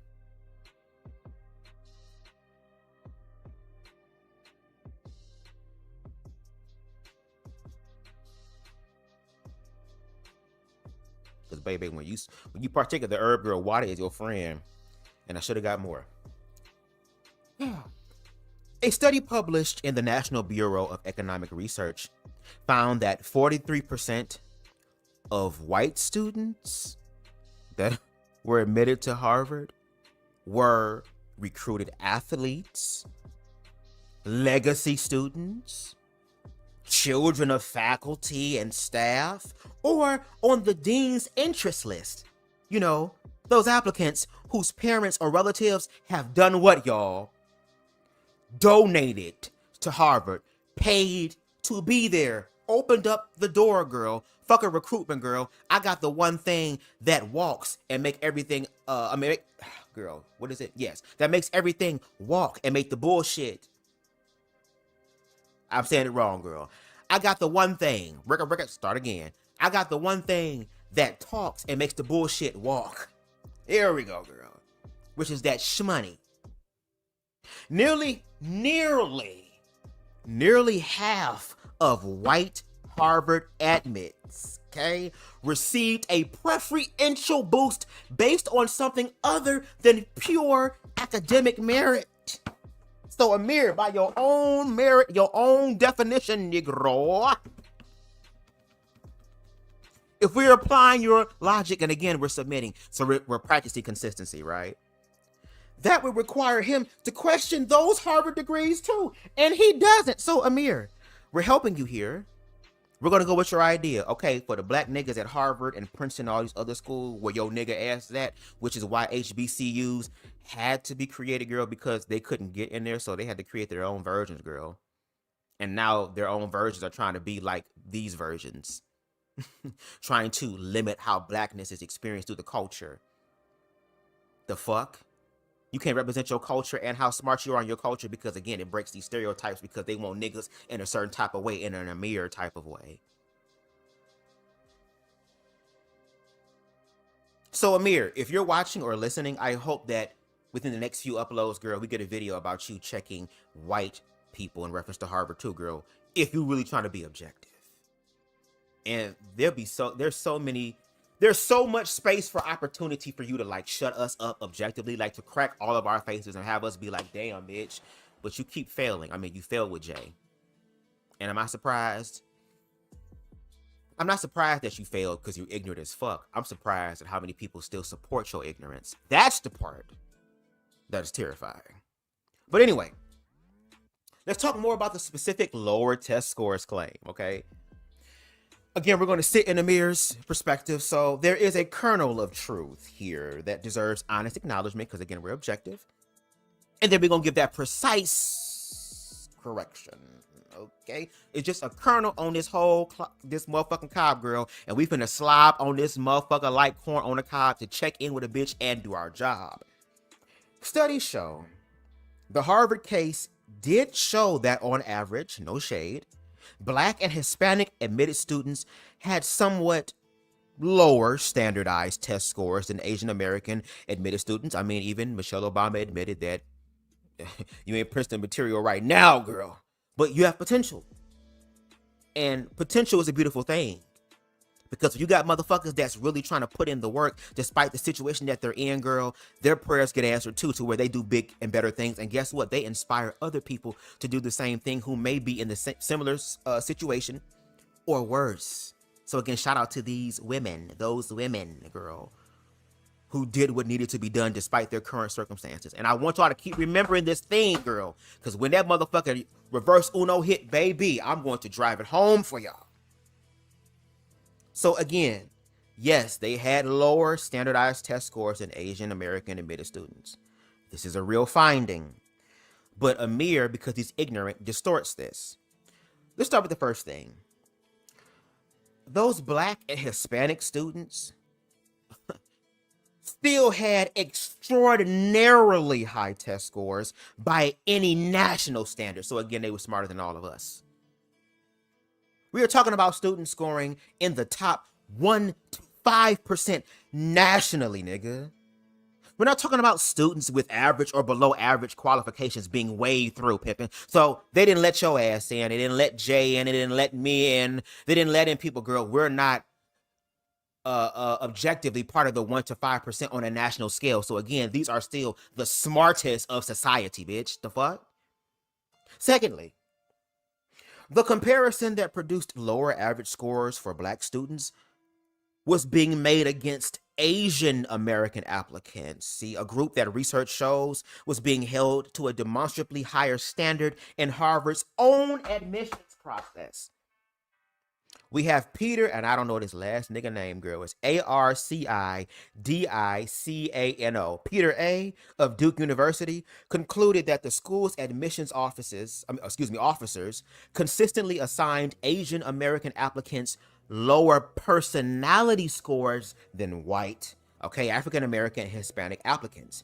Despite alumni interviewers who actually met the students giving Asian American applicants personality scores compared to white applicants. So the system that Amir presents as simply letting in less qualified Black students, the Schwans and the Kwans and the Mons and Moody Mook and Woody Wook and all of them, simply letting in those individuals, according to you, was simultaneously penalizing Asian American applicants through a biased personality rating system. The picture is considerably more complex than his framing allows, as we can see. Third, and most critically, the holistic framework explicitly accounts for context. A Black student, and we just read, again, those women's background about what they had to go through, and still they persevered. They still pushed through, and the universe looked out for them, right? That now Amir is sitting here judging and critiquing and saying that we have to question that. A Black student from an underfunded school district who scores 1450 on the SAT while working a part-time job, navigating housing instability and taking the most rigorous courses their school offers, has demonstrated something measurably different from a white student from a wealthy prep school who scored 1500 with private tutoring, legacy status, and every structural advantage available. Harvard considers what opportunities were available to you, A high GPA opens the academic door. It does not finish the application.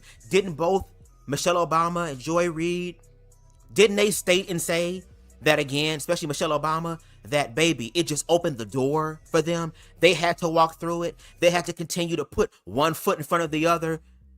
For the religious hoes, yea, I walked through the valley of the shadow of death, I would fear no evil, bitch. They still manifested that and manifested good shit, girl, and inspired other niggas to do the same thing. Because they'd rather have niggas dumb and in a box that they can control instead of thinking outside the box, because that's when the niggas become dangerous. So treating those two 1450s as equivalent and then saying the black student is less qualified is not objectivity in there. It is a framework that deliberately erases the context of achievement. We're almost done, y'all. We're gonna get back to the video. I just like to give context and nuance. Let's talk about what happened when affirmative action was removed. So again, if Amir's argument and his logic is correct, right? You know, that Harvard was simply letting in unqualified black students, you know, to fill a fucking quota and shit, you would expect the academic quality of Harvard's classes to improve after affirmative action was struck down in 2023. You would also expect black students to simply be replaced by more academically qualified students. Again, the whites and the Asians, they're taking their spots. Which, no shade, is just a covert way of saying they don't belong here. Even though the same hoes saying that, girl, I bet if they were to sit the fuck down and really do some shit, girl, we gonna see who really belong here or not. Do I belong here because I'm a dumbass motherfucking nigga bitch and I got in on affirmative action? Or are you dumb because your parents was an alumni, or your parents is part of the faculty, or hell, your motherfucking daddy, who's the inventor of toaster strudel, bitch, was able to donate millions of dollars to get their motherfucking child in, girl, because it looks better on their resume. And then when these hoes get into the real world and in the field, they fuck up, bitch. Just like how this administration, girl, is their own projection and manifestation of DEI. You can't make this shit up. Okay, so again, if his argument was correct, all that type of stuff, that would be the case, right? That would show, that would be objective. What actually happened was more revealing, right? After the Supreme Court ruling, Harvard reported that students identifying as black made up 14% of the freshman class, down from 18% the previous year. Harvard said it anticipated the full impact of the court's decision, may not be felt for several more admission cycles. That's from the Stanford Law School, Miss Mama. Black enrollment simply dropped. That's the measurable outcome of removing the consideration of race. We're not talking about a surge in academic quality, like, yes, all the smart people to the front now, all those ignorant niggers are moved, let's move to the front, girl. Like, no, it just meant fewer black students, which is probably what a lot of the people who are legacy students wanted. The students who were admitted under affirmative action weren't replaced by dramatically more qualified candidates, pimping. They simply weren't replaced. There was no great replacement theory at Harvard. The outcome is its own fucking argument, Amir. See, if black students were genuinely less qualified, their removal should have produced a noticeable improvement in class metrics. But in reality, what it produced was simply less racial diversity. I got one more and then we're going back to the video. And again, when I do my research, do I have AI help me? Of course I do, bitch. I don't have it do my work for me, girl. Again, I have it help me. And I double and triple check my shit. And again, if I'm wrong, correct me, because I don't mind being corrected publicly. I don't mind being held accountable. I don't mind. Because I'm trying to contribute to the middle ground. I'm trying to contribute to the gray area. And I don't know everything. But goddamn it, I'm going to get up here and talk about what I do know. We got one more thing, and then we done. As far as with this part.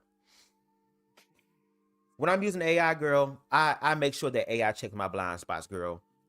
I say be as objective as possible and check my blind spots, girl. Clock me. Before I go out here and talk shit, clock me. Before I go out here and speak about the shit, make sure that all of my motherfucking I's is dotted and my T's are crossed. And I'm on my P's and Q's, bitch. Give me the information. And again, I love long-form content, bitch. I love information. The more of it, the better. I love the lore. That's what I love. So I'm operating in the way that I love, Miss Mamas. If Amir's framework, institutional preferential selection based on identity, compromises the legitimacy of achievement, where again applied consistently, It would also have to apply to legacy's admission. So again, let me continue to tap on that ass of whiteness for a little bit, since Amir ain't gonna do it, because again, he got to get paid. Legacy admissions at Harvard means children of Harvard alumni, okay, receive a significant preferential boost in admissions regardless of their individual academic merit. The data shows this boost is substantial and benefits predominantly white students whose family wealth generated the original Harvard connection. Of course, Amir is never going to mention legacy admissions. Never will. His framework of institutional preference compromises achievement is applied selectively to race-conscious policies that benefit black students, and never to wealth-conscious policies that benefit white students or their own affirmative action, if you will. That selective application is not objective.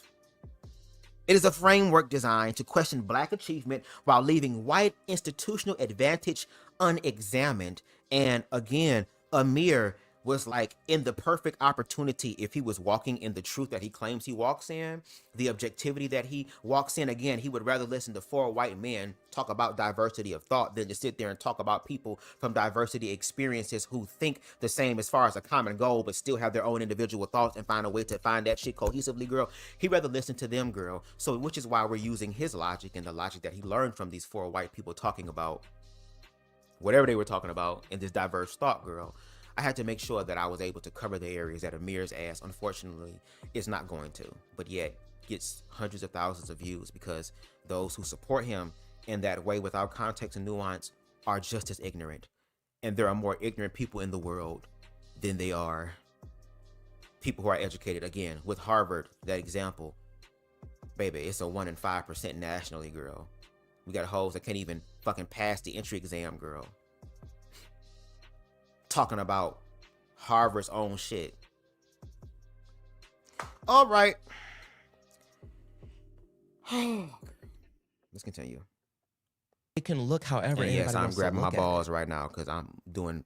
So you acknowledge then? They clean though. I acknowledge that you took a shower before anybody this can live. receive something. It's like that's crazy, this or that. Yeah, but at the end of the day, I'm the one, at least on this specific thing, sitting on the truth. The truth of what? The truth that is, white person in Harvard, knowledge is up here. Asian person in Harvard, knowledge is up here. Black person in Harvard, knowledge down here. That's not Amir saying that. That is Harvard saying, hey, we made the requirements different. So the perspective is that when you look at that and I see, okay, if you're white, you needed higher test scores, and you're Asian, you needed higher test scores, and you're black, you needed lower test scores. I'm looking at that and saying, okay, then obviously the blacks and the Asians there are smarter than the blacks. The whites and the Asians are smarter than the blacks. That's not me casting off that, oh, black people are dumb. No. But you have said that at least once in this conversation that black people are dumber than white and Asian folks at Harvard. You're taking me out of context. Am I not? Didn't you not just say that? You just said at Harvard, black people are dumber than white and Asian folks. Yeah, and to a certain degree, actually, yes. To a certain degree, yes. If we're talking about that. And so you then acknowledge, though, that looks like you a hating-ass black dude. It looks like it. But so how are you not then? If that then becomes the foundation to where you can now second guess any accolade from any black person anywhere, then that means you a hating-ass black dude. You got to be able to. We got to be able to stand on that truth too. Can my terminology be different? Can I be softer? For sure. I agree with that. I don't think you can soften up that perspective. If, for instance, every black person who achieves anything is now in question because of affirmative action, then yeah, you a hating ass black dude. If a white person got an A on the test, okay, and an Asian person got an A on the test, and a black person did what? Got a C on the test. Okay. Am I a hating ass black person for saying, of these group of people that took this test, the whites and the Asians were smarter than the blacks? You would be a hating ass, no, but you would be a hating ass black dude if you found at Harvard any black person who got a C on anything and still got in, and you then are saying that they are the problem. I'm not going to say that every single black person at Harvard is dumb. I'm not going to say that. But I do think you have said that, though, Amir. You have said that. I do think you can question whether or not they deserve to be there, because now their degree's a little different than the whites and the Asians. So that trickles down into everything. Back to my example, while we used to look up to black people, and now because of DEI and all these companies admitting, we just got you because you're black. Not because your knowledge, not because you're qualified. We got you because we needed to fit this quota. We needed to have a certain amount of percentage of black people in this business. Now I do look at things a little bit different when you're judging me based off the color of my skin and not the content of my character. I do look at that a little bit different. I don't dispute what I would qualify as your very problematic views. All I'm saying is, do you want to be judged by the content of your character or the color of your skin? What do you want to be judged for? Do you want to be judged by who you are as a person, or just me glancing at you? Come on in. First, I don't want to be judged by anything, but I enter every single room as every piece of me. I am black. Or Jay could just simply say, I just want to come through as a human being. I want to just be me. I might have certain labels by society because, again, society needs labels. Don't even take time to investigate what the label fucking means. Look at how obese we are. The fuck? No shade. No shade. Like, girl, this is crazy, but that's okay, girl. Wait till that reverse Uno hit. Wait, I am a man. Right. I am smart. All of those things show up at the same time. Are you okay picked apart by just one piece? Never. We agree. I don't like businesses just saying we need another black. We need one. Go ahead and bring him in. That's what they're doing. I can use different language, but that is what they're doing. Sure. I don't have any research to say that is not happening. But what I'm telling you, though, is that is why you a hating ass black dude. By acknowledging what businesses are doing? By casting aspersions on actual black people who have achieved something because of this perception of what affirmative action did at Harvard. And we just read all of that because, again, we take our time with education and information. We also spoke about how Michelle Obama and them actually spoke about how affirmative action did benefit them. But again, it opened the door. It didn't push them in and do all the work for them, girl. And then if Amir was objective, he would be able to clock white students. And we just read as well how they have their own affirmative action part that Amir is not going to be objective about, because those same people are connected to people that are connected to PragerU, that are connected to his current administration, that also are lining Amir's pockets and giving him opportunities and experiences. And catch what I just said. Ooh, when this Uno reverse hit. These are It's different. not even a perception when there are businesses that have admitted to people being okay, picked so out what happens when, so why then is it that a white person has the benefit of the doubt of you're just smart, but black person has to then prove that I'm actually smart because affirmative action exists somewhere that it has nothing to do with me? Why then do we have two different standards of intellect for two different groups of people? That's a great in question. your head. It's not in my head. You just said now the Harvard degree looks different on a black person than it would on a white or Asian person. Okay, do we agree? Well, you already said you don't. Not that you don't agree, but you don't have like the information readily available. And you don't either, If we're gonna go off everything what I'm saying is true. I did. And that they admitted black people in at lower test scores. That is then they are of a different caliber than the other people there. Okay. I don't understand how that's hating to point that out. To just say, hey. No. You're mincing my words. What I'm saying, though, this black person, like I went to the University of Texas. I have a degree from UT, San Antonio. Okay. I have a degree from UT. If, for instance, your words, now black people who achieve something are looked at differently because Harvard people may have been subject to affirmative action, then you are holding black people to a different standard than any white or Asian counterpart. And that is separate, not equal. That is a different standard for different people. That is all those things. And I'm not arguing your politics. Yeah. I'm just saying that's what qualifies you as a hating ass black dude. It's made DEI has made people racist. Are you one of those people? No, I'm black. I want the advancement of black people. I don't hate. Do black you though? people. Because it sounds like you're saying that I want the advancement of. Girl, everything that we've heard thus far has been anti-black, girl. You get mad at the trap ass niggas, you get mad at the athletic niggas, you get mad at the entertaining niggas, girl. You get mad at the black pilot niggas, the black lawyer niggas, the black scientist niggas, girl, because you're questioning them as well. But somehow you are the model black person. You have been chosen. Then why hasn't the chosen ones of Kirk go out into the world and help transform that black community, since Kirk and them love the black community so much, since they love Big Mama so much? And you sitting on a platform with a nigga where you supposed to be educating this dumb nigga, according to your logic, about what the truth, because like you said, the truth that is. Girl, you sound like Christians at this point. Can't prove it, but somehow know. But they claim to be but they can be the only one that can do that. Everybody else can't. Oh, girl, when this motherfucking shit hit, Black people, I can't wait. in my definition of it. But I can't. I think black person can't even get into Harvard and be okay to based on what you just said. I think they used to. I think if When we was that? say When was that? you What year was that? need What generation at was that? least an 80, anybody, don't matter. You need an 80 to get in to the back room. Come on in. Everybody that's in this room, and now with your metrics, you all good. And now all of a sudden, you say, actually, anybody that's black, come on in here if you make a 60. Come on in the back room. You have then made everybody in that room look at everybody different.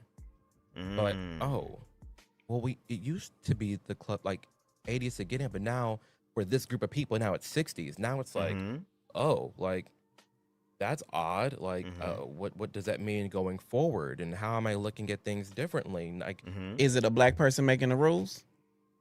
Oh, does it matter? Yes. yeah. Yes, it does matter. Why does it matter? Because You want to listen to the four white men that sit on a panel together and think in a diverse way. Who made the laws? The white men sitting together thinking in diverse ways.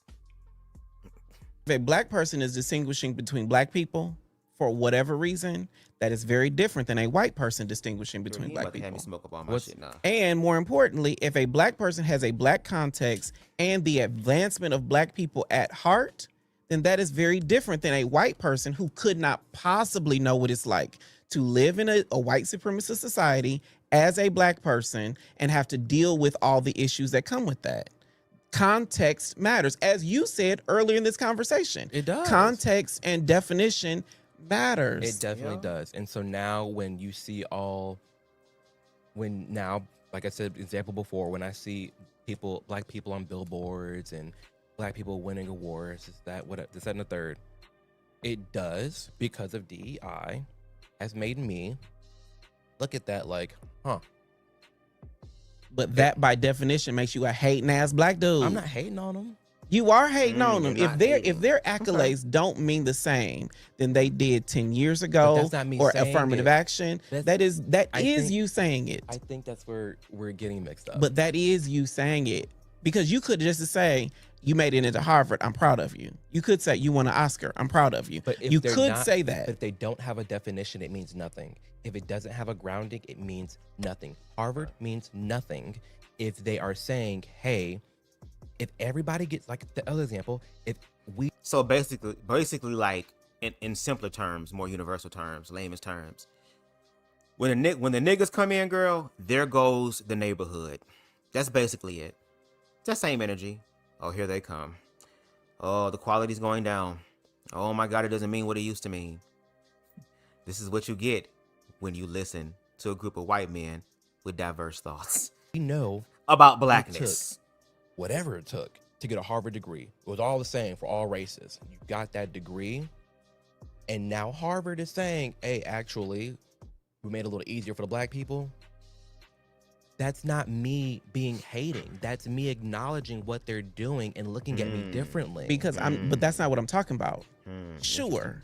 I disagree fervently with your characterization of how affirmative action is taking root at Harvard. I disagree. But And we already if I go proved. with it for a second. Yeah. That you don't know If what he's talking then about. that applies to every other black person who did not go to Harvard, who got some type of accolade, and now in the back of your head, you're thinking, did you actually get it, or was this a DEI it's wrong. hire? It's wrong. Then you a hating ass black dude. I wouldn't say hating. But You I do are think- a hating ass black dude. I wouldn't say hating. Because the gotcha is, and again, context matters. Yeah. I host Dear Black Gay Men podcast. My whole job is to acknowledge how dope it is to be us and to love us. It's amazing. And for that reason, regardless of where you came from, regardless of how you got where you are, regardless of what you've been through or what you're currently going through, I believe you are dope as fuck just because you're here. Okay.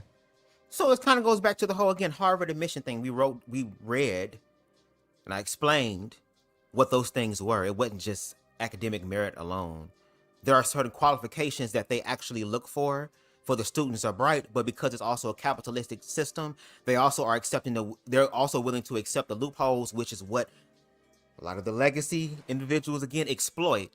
Again, people get into Harvard because their parents work there, or their parents used to go there, or they pay for their child to get there. So again, both sides is doing some shit, but if we're going to play that game, one side actually has to work twice as hard, unfortunately, because of their disadvantage by the societal systemic aspect of racism that is still alive and well, and that Amir is helping to strengthen the infrastructures with his ignorant ass.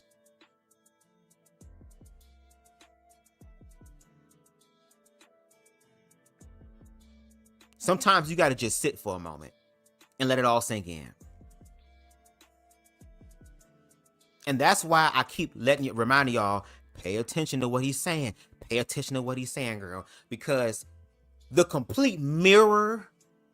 Who is that coon I see staring straight back at me? Why is my reflection someone I don't know? Somehow I cannot hide who I am, though I've tried. When will my reflection show who I am inside? Don't worry, girl. Mushu, the little short leprechaun bitch that's now a dragon, finna come through and help you with your whole trans situation. Cause you about to go from a whole bitch to a whole nigga, girl, and save the whole country. Fight against motherfucking that Shifu looking ass nigga. Shout out to Dion from the Come Up Girl looking like him, girl. And that one motherfucking gray looking ass, Mongolian barbecue looking ass nigga, girl. And you're gonna have some fat ass drag queens to help your ass do it, girl. Baby, the TQI finna save the LGBS girl humanity. We gonna help you with that, Amir. Baby, when that shit hit, I hope he learned, girl, because this is an iconic moment. This is an iconic moment, girl. And I'm so glad that, and now that I think about it, I am actually more grateful, even though I have my human side and I do get frustrated. I'm glad that my channel is growing at the rate that it's growing, and it's growing slowly but surely, because I'm preparing myself for all this shit that all these people that I critique, I'm going to experience my bout of that as well. That is also going to be able to help me to better myself, which means, yes, there will be some things publicly that I'm going to heal through. But, bitch, I'm going to heal, and I don't give a fuck what hoes say, girl, because I'm going to take all their energy like Goku, bitch, for that spirit bomb. Lend me all your energy, girl. I'm going to be sitting here sucking all that shit in like I'm Shang Tsung, girl, to create an epic-ass soul NATO, bitch, that's going to benefit me and those who care about humanity, girl. I'm going to 8 Mile Eminem myself, bitch. I'd rather tell on myself, girl. I'd rather be the one to talk about all my shit, bitch, so you can't use it against me, ho. Now let's talk about you. The truth will always set you free, but can you handle it? And no shade, all of us are dealing with some sort of truth on a personal level that is going to take us a minute, possibly our whole lifetime, or probably the next one to deal with. But as long as your ass is walking through that, I'm cool with that, because Jay's whole explanation about what his podcast is for is, again, regardless of where you came from, what you been through, what your political affiliation is, because Jay ain't whoop your ass. Jay ain't pick up no coffee mug and bash you in the side of your damn head, and a gang of niggas ain't come out and just dog walk your ass around the goddamn Dear Black Gay Man podcast studio. No, you came in safe. Again, your bodyguard got paid time off today. Shit, at this damn point, can I sub in for this nigga too? I know he getting paid good, girl. I would love to do the job. You done gave this nigga the DEI job, girl. Paying security who ain't got to do shit. No, he was able to still honor and respect you, still call you out and say that you a hating ass nigga, girl. And this right here, no shade, objectively proves it. So again, shout out to you for putting this little excerpt in your pick me video response. Because of that, guess what? We've been able to turn it into content to actually clock shit and no shade, extend invitation. Now, some of my other colleagues don't give a fuck about you, girl. And again, they have a right to believe what they want to believe, free speech. But BubzDaGawd, I understand where Amir comes from. No shade. I was supposed to be an Amir because of my experiences with my own people, but I healed myself as far as my basic foundation. I'm growing upon that healing and strengthening what I'm building upon that foundation, and I'm able to see things in a more objective manner. Amir does not. And Jay's perspective aligns with Harvard's objective perspective, which is, again, we care about not just how you think, but your perseverance, your strength, your determination, how you could have let all these things completely stop you from getting to where the fuck you want to get to. But yet believing in yourself. And if you're putting in the work, girl, not only will this opportunity help you, you will get to a point to where you can literally help yourself. And if you're doing it in a loving way, it will be so powerful and so potent, bitch, that it will overflow and it will help other hoes. That's how it's supposed to work. But let's continue to what Amir's perspective is, girl, since, again, he represents diverse thought. I will never in my life think, but you kind of got by because Ketanji got into Harvard off of affirmative action. And so now a mere 721,000 subscribers means less. That don't make no sense to me. You know what? We agree. I just don't think it's there right here. Let me ask you a different question. This will be my last question. Ash, here we go. I know you over there. Let me pause for this, bitch. I want to be quiet on the creek hole. But this will be my last question. Did you work hard to get 700,000 subscribers on YouTube? Yes. Oh!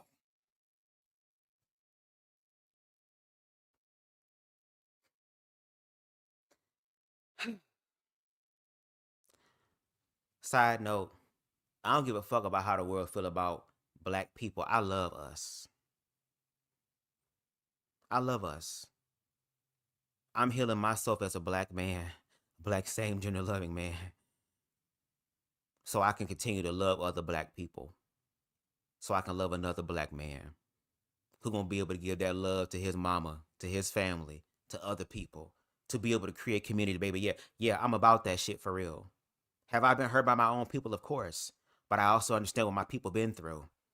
I also educate myself, study to show thyself approved, because again, a mind is a terrible thing to waste. A terrible mind is a horrible mind to promote, as we can see here, but a mind is a terrible thing to waste. And girl, I remember that and I applied that to myself.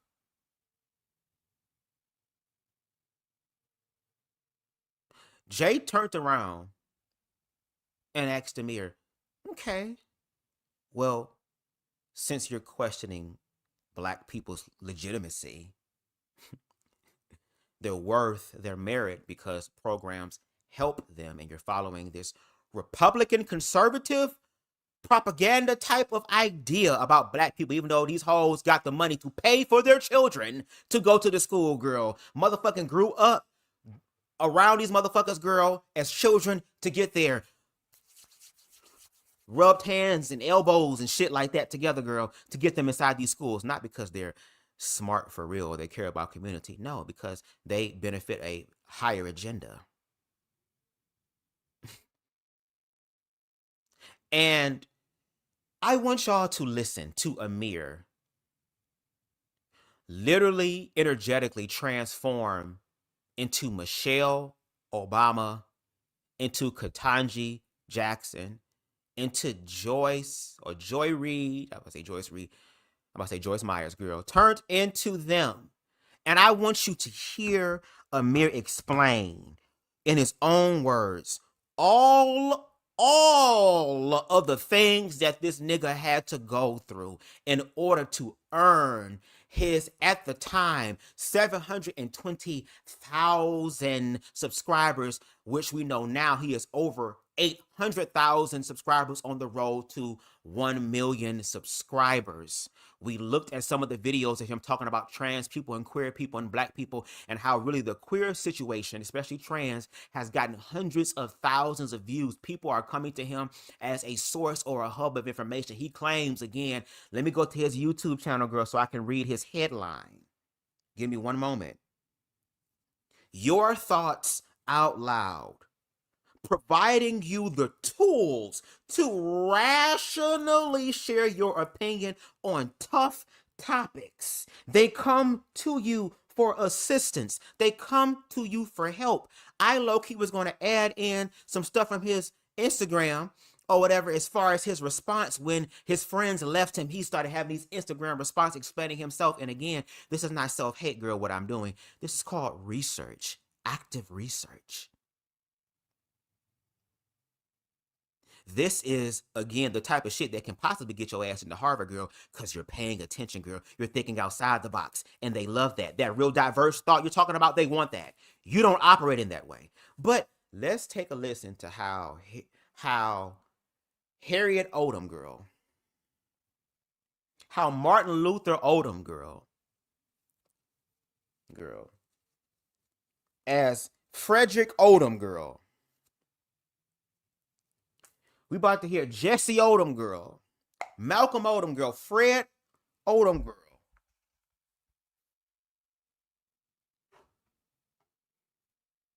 Amir P. Newton. We about to listen to this nigga tell us how he, as a black man, had to work hard. Let's take a listen. Matter of fact, let me find some music to back this up, girl. Let's do this right now because I'm feeling a little bit of gospel in my spirit. Well.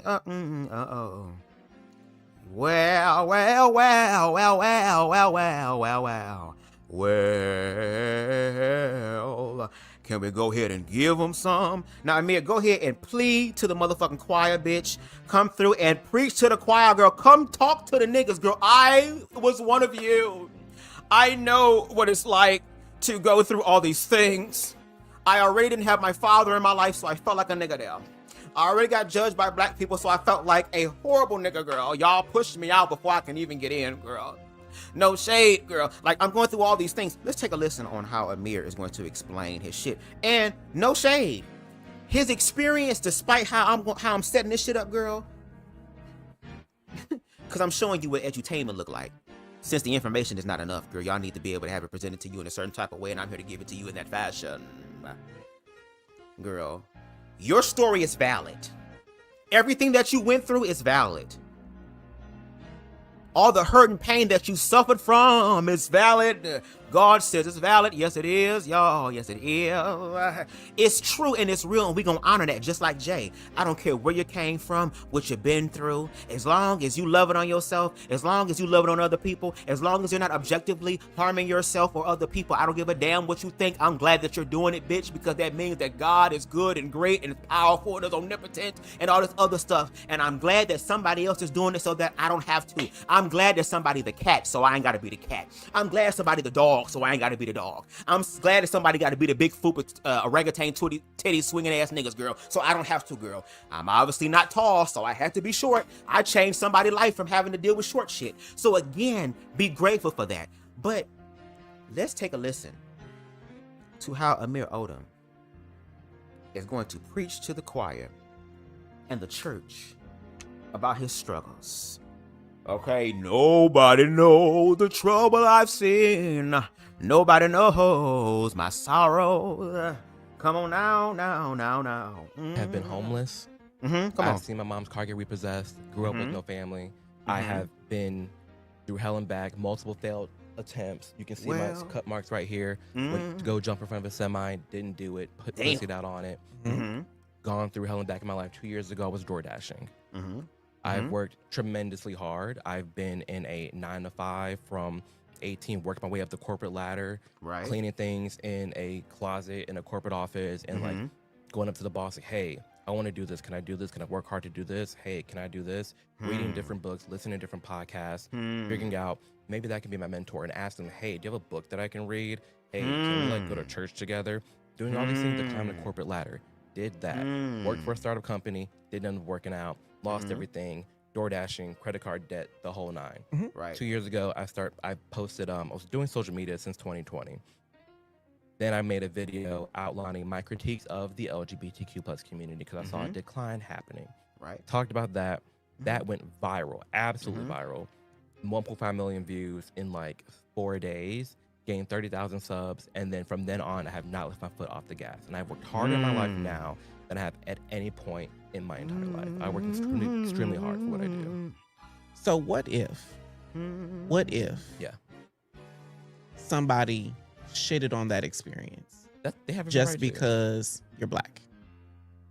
They have, How would that? But yes, they do have a right to. I think that's a different. I think it's a bad example. If they do have a right to, but what if? What if? No. It's not a bad example. It's a perfect example. And even though I'm not going to shit on it the way that maybe my other colleagues would, there's going to be a little bit of a farting in this bitch.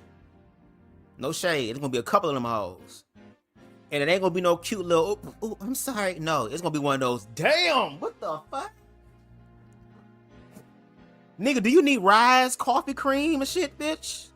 No shade, girl. Ever since 2020, girl, ultra colitis, whatever it's called, girl, all type of stomach issues happening, bitch. Just the fucking root chakra all fucked up and shit, girl. Just all type of stuff. But, girl. And again, when I watch things multiple times, because I watched this multiple times, listen to it multiple times, girl, because again, my thoughts are always evolving and growing. And again, shout out to AI helping me. Because again, keep me objective. Don't have me out here looking stupid, bitch. That's why I double and triple check my shit. Some hoes ain't pay attention in school, even though I was getting my ass beat and jumped and bullied, girl, and almost took my own life, girl. I still learned in the midst of that, girl. That flame inside of me didn't die, bitch. Just like how it didn't die in some of y'all. That y'all still here today. I am still here. But let's take a look real quick, okay? Let me go ahead and read something to you real quick. Using that same experience that Jay just asked him and Amir explained.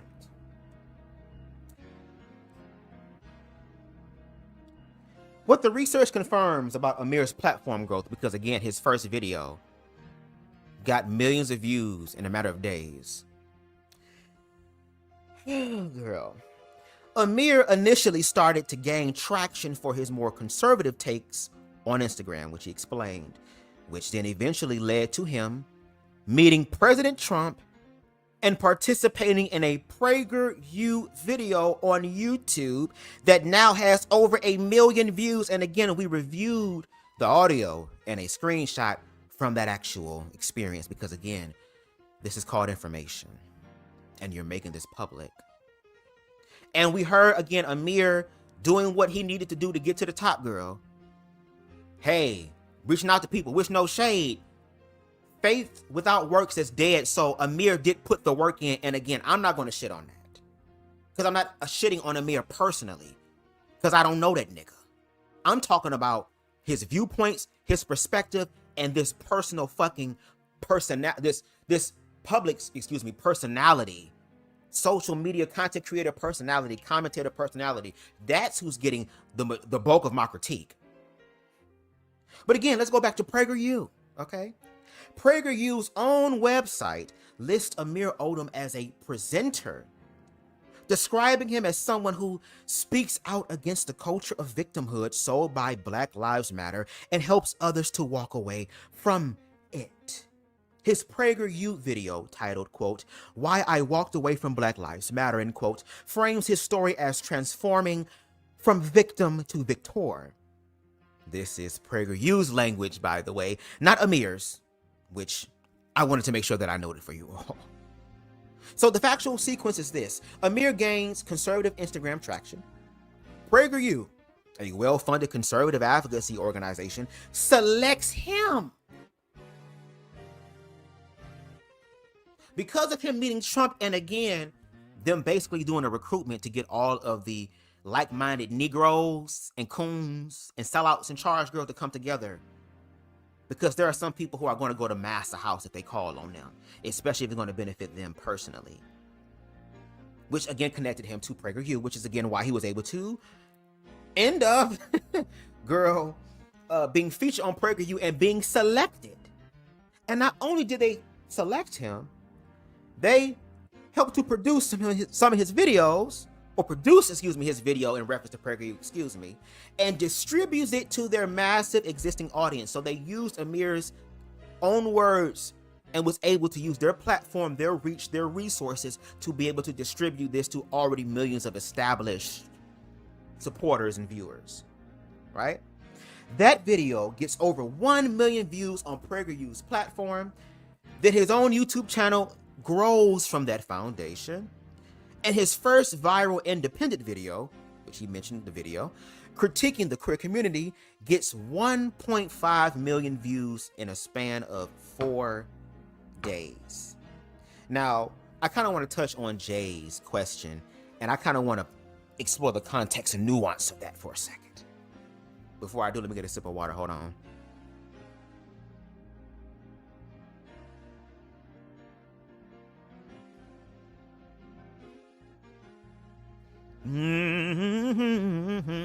If you're enjoying the live, go ahead and hit that like button. Hit the like button. Let's talk about Amir's argument about affirmative action and DEI, because again, we spent the part of the video, girl, breaking down him speaking about this shit ignorantly, giving the context and nuance that this diverse thought having individual is supposed to have, girl, in real time, and failed, girl. Let's use that argument again, looking at it from his logic. When institutions lower their standards or provide preferential access to certain groups based on identity rather than merit alone, the achievements that result from that access are legitimately questioned. We looked at the legacy students and the white side of it as well, again, objective. Individual hard work does matter, no shade, but institutional backing that provides access others don't receive compromises the purity of the achievement narrative that Amir says that niggas at Harvard don't get because they lowered their test standards to let the dumb niggas in, girl. Which is why American Airlines letting the dumb pilots in for Charlie Kirk to say what the hell he said, speaking for white America at large. What the research shows about Amir's own trajectory, okay? PragerU is not a neutral platform, ladies and gentlemen, and everybody in between and outside. It is a well-funded conservative advocacy organization with an established audience of millions. When PragerU selects a black gay man to produce a video walking away from Black Lives Matter, they are not doing so purely because of his individual merit as a content creator. They didn't give a fuck about you climbing the corporate ladder and shit like that. You just glad that something fucking stuck, and no shade, I could understand when you've been working hard, no shade on your own individual experience, and you garnered something. But like they said, girl, all money ain't good money. And I don't think you tapped into some good money. Maybe good enough to stay. But baby, I hope it's not good enough to induce the harm and ignorance you do the way on the level in which that you do. Lord, I'm getting tongue-tied, excuse me. They are doing so simply because of his identity. Black, gay, conservative leaning is strategically valuable to their organizational goals. His identity this whole conversation this entire time, provided access that a white conservative creator would have not received for the same content. Now they're saying it openly, but at the time, they needed people to prepare the ground to go forth and say the British are coming, if you will, girl, in that analogy. Letting the people know of what's to come, which is why they're openly stating things and saying things with their chest somewhat out now about these oppressed groups of people that you're a part of. You're able to be the voice piece for Black America and queer America that they chose, that is comfortable for them. But when you get around the actual people living the experience, then you want to sit up here and talk about what the fuck you've been through. Why are you talking about what you've been through, nigga? Who fucking cares, right? We talking about right now, right? But see how you gave your breakdown? But now we're looking at your breakdown and we're seeing how you got your support. And we're also going to apply the logic that you have in reference to the Harvard thing and the lowering of test scores. Let's put you in the Harvard admitted or submission pile right now. Let's take a look at your fucking resume and see whether you deserve to be at Harvard in reference to this diverse thought. Because again, they love diversity. Okay, education connection for real. In other words, PragerU practice a form of identity-based preferential selection to platform Amir, specifically because being Black and gay while critiquing Black Lives Matter and the queer community made him more valuable to their messaging than a creator without those identity markers would have been. So that is structurally analogous to what Amir criticizes when he discusses DEI and affirmative action. But again, because we care and we're really objective, Amir did work hard. Work hard in reference to be able to be the commentator and the quote-unquote source or hub for information. Hell no, he's failing. And if motherfuckers actually listen to my live instead of being a bunch of low vibrational, dense, intellectually midgeted assholes, girl, and actually listen to the shit and really challenge it from a critical place, girl, they actually learn something that actually benefits everybody. And you again claim to have a rational conversation. So I'm just helping you with the context, nuance, and blind spots that you have. And I guess you'll see this one day. If not, that's okay.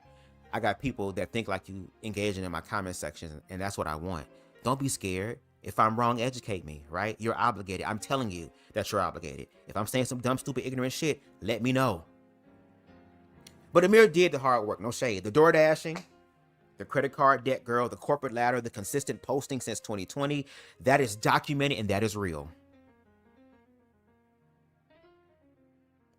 For me, the argument, if we're looking at it from the human perspective, outside of Amir's perspective, is that he didn't work hard. The argument is that his access to the platform that gave him his first million-view moment was significantly shaped by his identity being useful to an institution, which is precisely what he criticizes when others receive that kind of institutional boost. Nigga, PragerU selected you based on identity. It's different from Harvard lowering academic standards. The parallel is real, but no shade, it's imperfect. PragerU isn't lowering a quality standard. No, they're selecting for a specific identity because it serves their message. That's closer to casting, than admissions. The more precise parallel is Lord, my tongue, excuse me. Amir benefits from identity-based institutional selection while arguing that identity-based institutional selection delegitimizes achievement. So again, Amir is critiquing Joy Reid, Michelle Obama, Ketanji Brown, the black pilots, lawyers, all these other people, girl. But then when the mirror comes back on his ass, all of a sudden, now there's context. Now there's nuance. Let me show you. Okay then, well, since you want to tap into the nigga so much, girl, we're gonna treat you like the niggas that they treat us. And no shade, you should be tired of that, because didn't your ass experience that when you was younger? And I did too. Which is why in order to really help motherfuckers, you got to listen to them. And when I do my commentary on people, I don't just listen for 15 seconds and that's it. There are times where my ass may do a live where I do things spur of the moment. And again, I'm willing to be corrected if you know what you're talking about. But 9 times out of 10, girl, when I get up here, I know what the fuck I'm talking about. And if I don't, I'm aware enough to say I am ignorantly speaking, which opens up the door for education.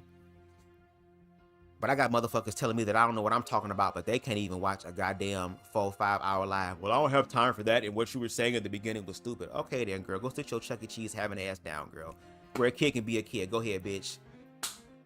And be careful in that area, because a lot of y'all people on y'all side over there playing with the kids in the ball pit. Having them touch something that's not in the ball pit that's originally there, but still got the word ball in it. Okay, girl, where am I at? And of course, he doesn't see it this way. And that's why I acknowledge that shit in the live, girl. The psychological blind spot of not applying your own framework to your own trajectory is not unique to him. And it's human, no shade. But on a platform of nearly, at this point in time, 850,000 subscribers, that blind spot literally has consequences. And not just consequences for other people, nigga, but consequences for you. See, Amir spent significant time in this conversation questioning whether black people's achievements are legitimate when institutions provided them preferential access based on their identity, right?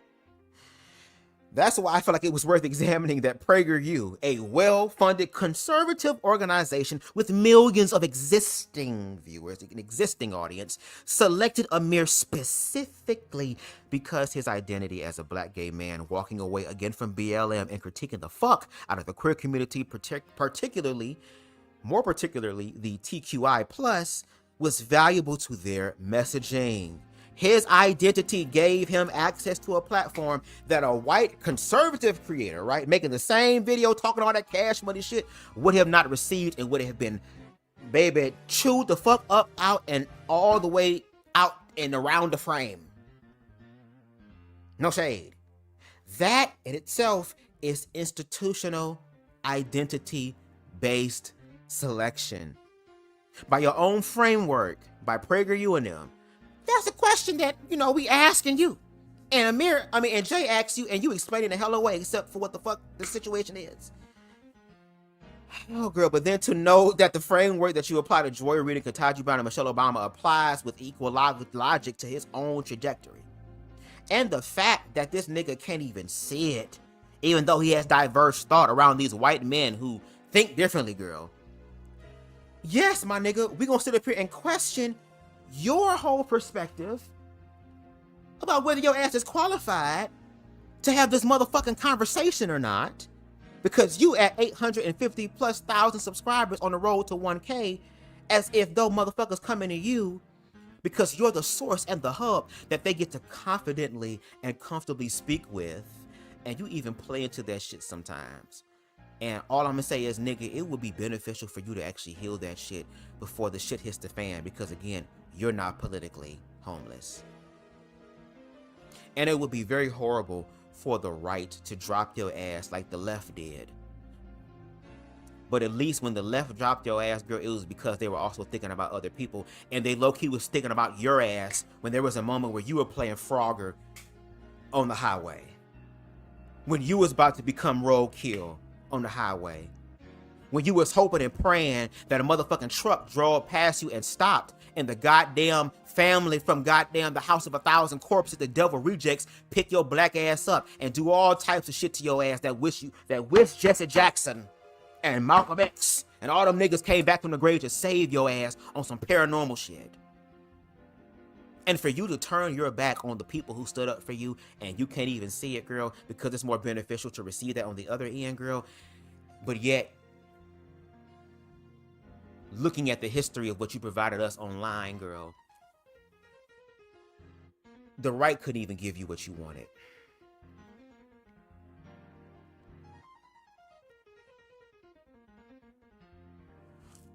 Which is why my commentary, and I'm either hurry up because it's about to be 6 o'clock, y'all. We got a little bit left.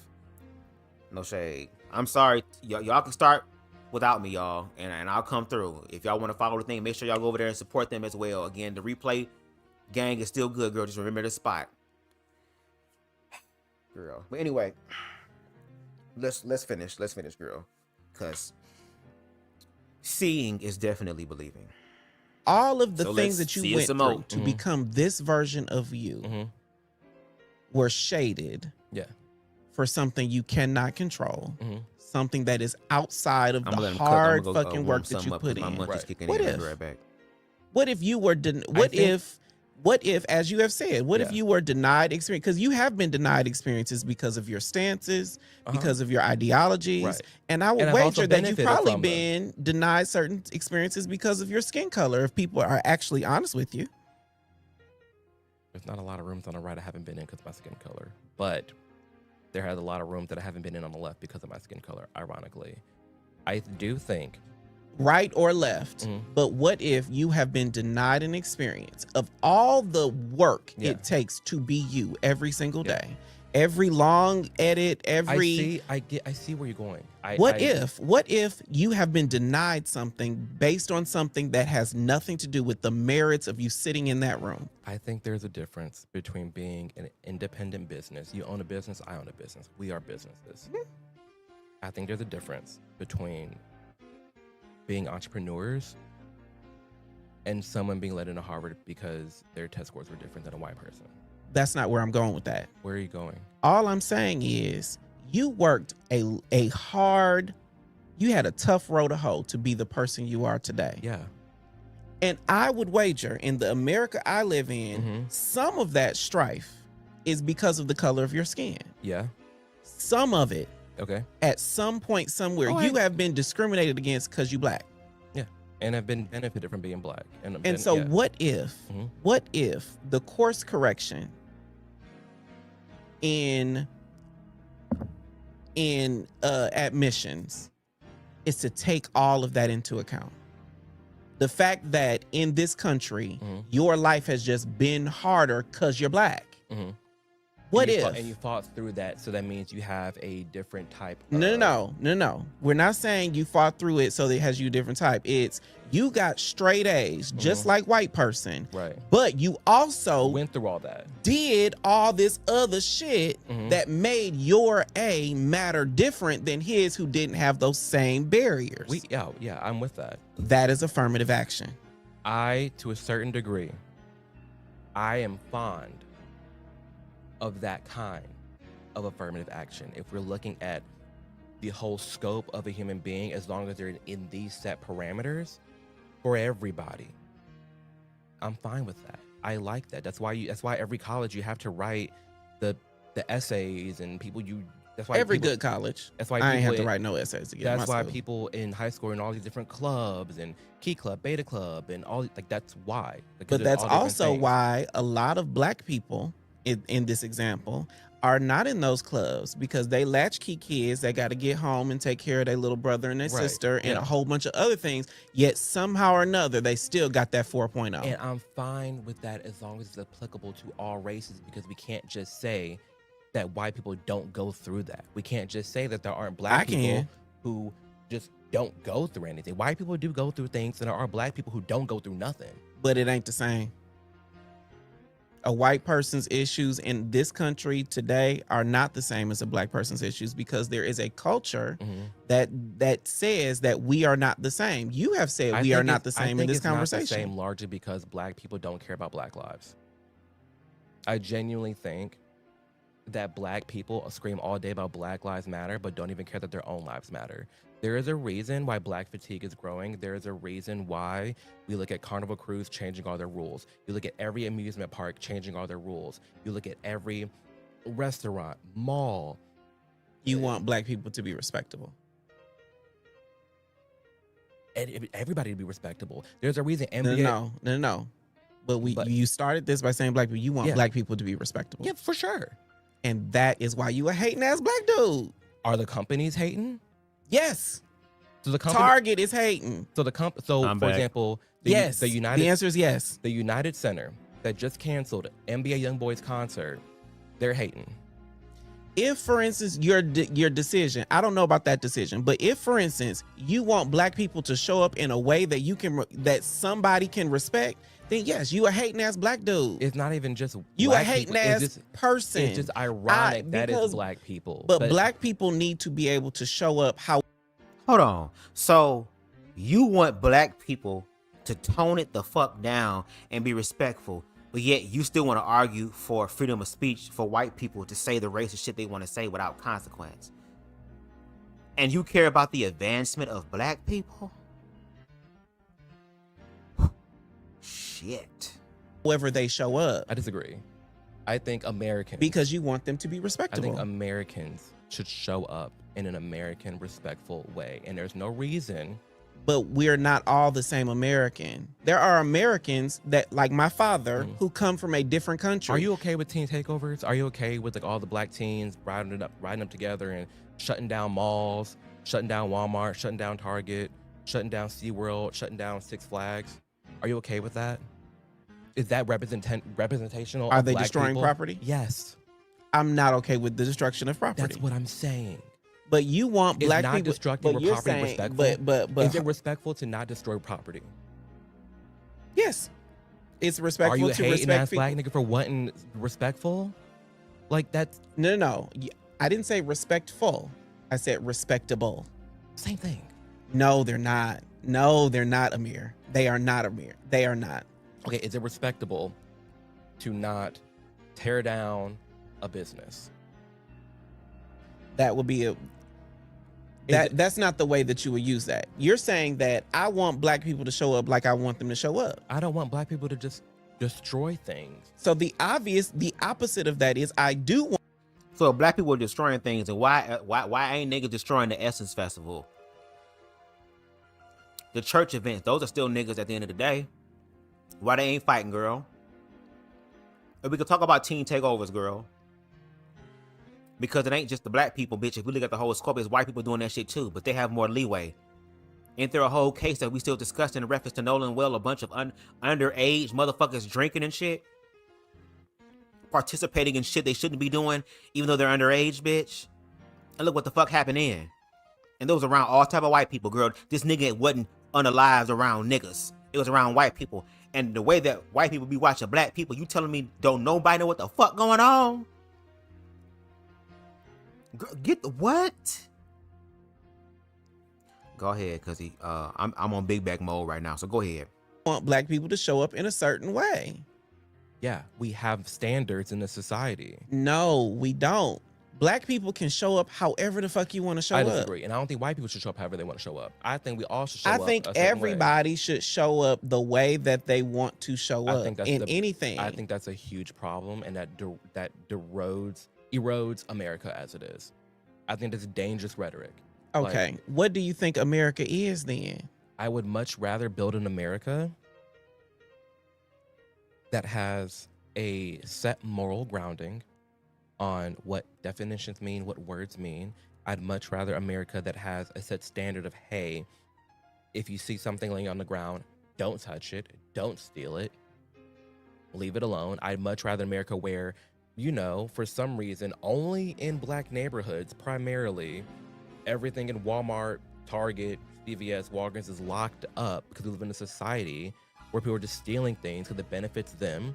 I'd much rather not the United Center cancel an NBA YoungBoy concert that's predominantly black because all the black people are jumping over from the 100 levels to crowds to get on the floor because they deserve to be on the floor. I'd much rather live in a society. Wait, hold on. So you really believe that it is a homogenous group of black people, like not another ethnicity involved, that has caused whatever this closing is at the United Center? You believe that it is only black folk? No. That's predominantly. That's why I've been very careful. Predominantly. Okay. Predominantly. There's a reason it's predominantly, because like, even if we're looking at Six Flags, Cedar Fair, Six Flags changing all their chaperone rules. I think it's no one under 21, or it's some crazy, it's like a high age. that changed because in all these different cities across the United States, you look at these groups of predominantly black people. You got the white ones, you got the Hispanic ones, you got the Asian ones, predominantly black people bum rushing in, causing all type of ruckus, fighting, like just acting a fool. And yeah, it's across the United States, and that's why they're changing the rule. You want black people, in your example, you want black people to be respectable.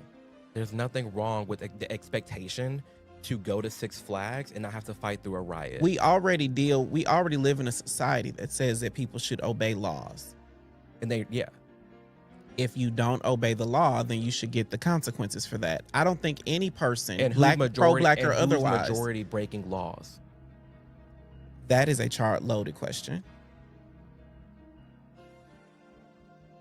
That's just a loaded question, because just like you could say primarily black people are breaking laws, I could say primarily black communities are over policed. That's a whole other topic. And that is a whole nother topic. But what I'm saying is, but the gotcha is, and again, the reason why you are characterized as a hating ass black dude for sure is because you have these very anti-black perspectives on certain things. I'm not anti-black for wanting to go to Six Flags and not walk through a riot. But you are anti-black for casting aspersions on black people's accolades because of what you say affirmative action did at Harvard.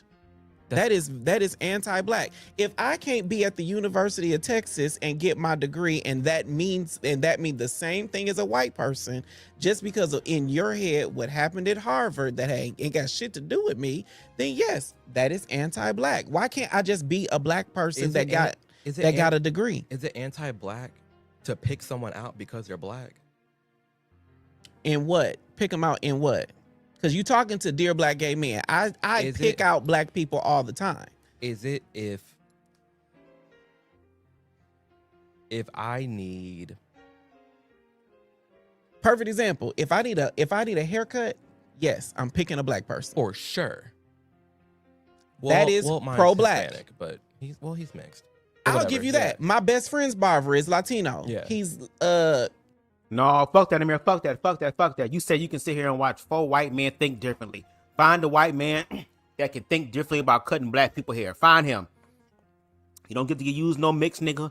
You don't get to use no person of color girl. Find Brad that grew up in the hood before his parents moved onto some bigger shit and the nigga was doing haircuts. Had that white dude from barbershop that be putting his little symbol in the back of their neck and shit and show that they got a haircut by him. Go to him. Don't utilize niggas now for your benefit. Get the hell on with that. Puerto Rican, Cuban. Right. He's Latino. Right. I would pick him over some white dude any day. Yes, but I'm talking about just like the idea. If I need somebody to make some food, I ain't going to no white person. If I need somebody in my life, I err on the side of melanin. I'm with you, but I think this is completely different than a business saying I just need a black. I don't even care about the accolades. I just need a black person. Not you talking about yourself. That's half the time. Some of these accolades are being the projection ignored. of this person. But what it sounds like you're saying is for these service positions, yeah, I can go with I need a black for this because a barber, a cook, all those things. But the second that you start climbing that ladder, all of a sudden needing a black becomes a bad thing. I think it's contextual. There's a difference in. It's so funny that you started this talking about you need common sense, but then every time I point a hole in it, there's context because here. It's a big hole. There's a difference in we're black. Black and white people referring to hair is completely different. White people do not have black hair. So of course I'm going to go to a black person because they have black hair. It's a shared thing. That's way different than picking up a book and learning something. So yeah, I'm poking a hole in that. But you got to learn a whole bunch of shit to be a good barber. I'm not saying white people could not be good barbers. Right. I'm saying in my life, because I'm rooting for everybody black, I'm going to find me a black barber. In my life, because I'm rooting for everybody black, regardless of how Ketanji Brown Jackson got to where she was considered for the Supreme Court, I acknowledge that she worked her ass off. You don't just get to the Supreme Court by riding on somebody's coattails. You don't get to 700,000 subscribers by coasting. I think that's different context. I think I work for myself, and there's a difference between like someone in school and being led into a school because of their lower test. I think Because there's a lot of different things, and yes, there's a lot of different contexts. But I say that because we're bringing up different examples that aren't even related to each other. I think some things are related and some things aren't. But the only difference between you and I is I am rooting for everybody Black, regardless of what happened. Because I know how hard it is. I think that you and I both know how hard it is to be Black in this country. It is difficult. There's probably some shared experiences that are difficult because at the end of the day, in the words of Jay-Z, I don't know if I can say that word on here, but he still ends. So yeah. Hold on, we still ends on the nigga plat. Well, no shade. It shows that you be around white people a lot of times to where you gotta ask permission to say the nigga word, girl. But you say it on your platform all the time.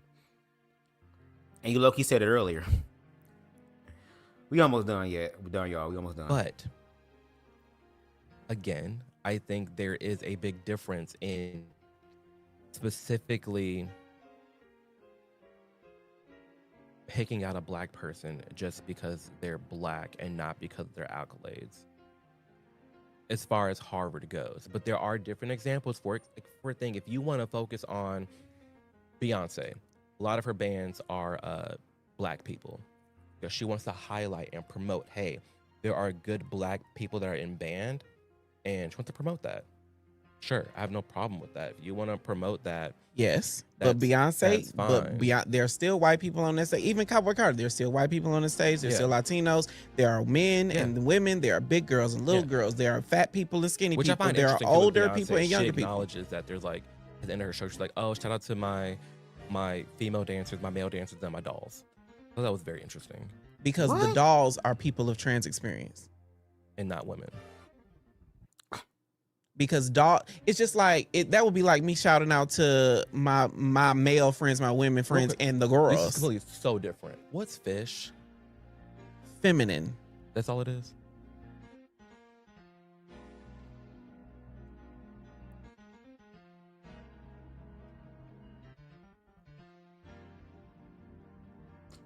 You walked away from the LGBT community, and these people want you to be the source of information, to be the Trojan horse, and you don't even know what the fuck is going on in the community, because every time your ass come around, somehow in their spirit, they're on alert, and rightfully so, because you're a horrible ass spy. You're not even a good one. Okay, y'all. Yes. Okay. I didn't know. It could also be a woman, like Ashton is Fish. Because she is feminine and she's chuckling up there. Okay, we are off the rails and we are way over time. Ashton, thank you so much for rocking with us. That was our show. Put it on me, Ashton. That was our show. I am Jay the Gentleman. I would invite Amir back. I would invite you back. Put it on me. Put it on Amir. I'm gonna be back. And we're going to have a great conversation. And we'll be kicking it because at the end of the day, this is how you have rational conversations. We may disagree on some things may got a little hot and heavy, but that's fine. That is fine. We are here to have discussions, and we're here to bridge this divide. Yes. So I can only encourage and hope that you all to do the same and to be as open as this wonderful man that you listen to weekly. Thank you. To be as open and as conversational. So thank you for your time today. I appreciate that. We'll be right back here with another episode tomorrow at 9 p.m. For more exclusive content, join me on Substack at dearblackgayman.substack.com. The link is in the description. I appreciate you all.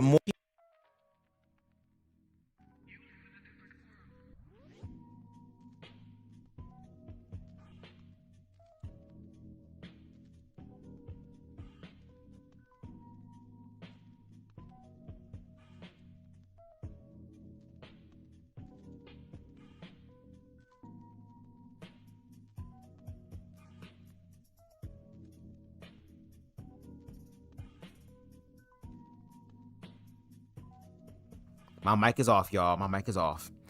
Anyway, y'all, what did y'all think about the live? What did you think about Amir's commentary? Do you believe that he ate?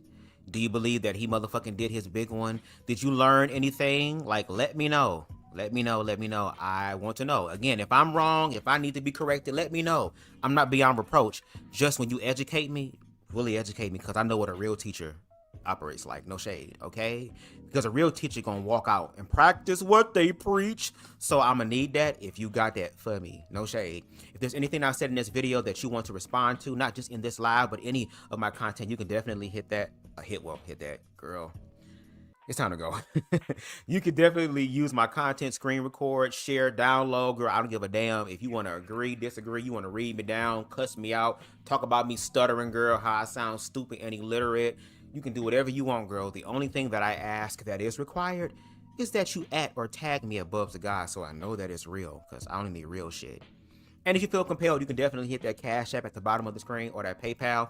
Cash App, $BubzDaGawd. Okay, PayPal, paypal.me/BubzDaGawd. Okay, we take everything that jingles and folds, baby. Check us out. We're about to go over to T for T's platform. I'm going to put their comment up here. Okay, and thank you for letting me know I'm on mute, y'all, because sometimes the mute monster get me. But anyway, make sure y'all go over to their channel. Getting ready to go live. Y'all can go ahead and get started. I may be a little late because I got to kind of situate some shit. I'm still kind of hungry. I ain't really get in like I want to, so I'm going to have to work some things on. But yeah, y'all go ahead and get it started, and I'll be joining y'all momentarily. Check them out.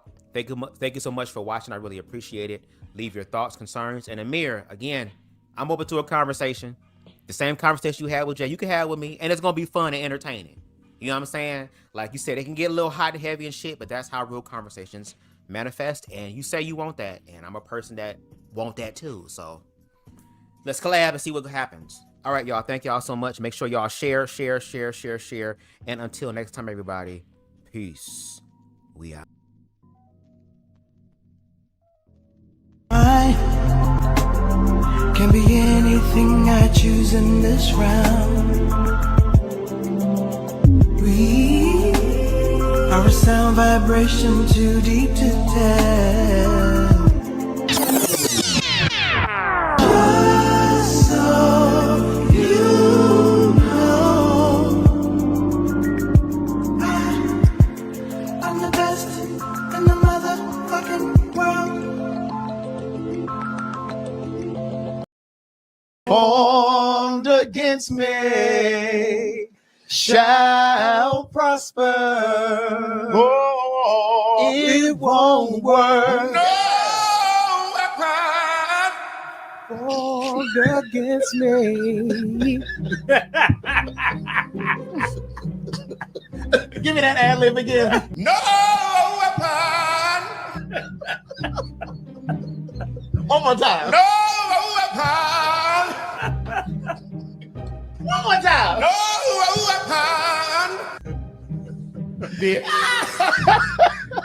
Who the fuck y'all hoes Okay, the facts are back. think? Who the fuck y'all hoes think it was, bitch, or what time of day it was? Okay. You gotta understand that this is a community-based project. We're not getting any funding from the government. I seen bitches out there talking about, wait till Trump hears about this. Trump can suck my dick.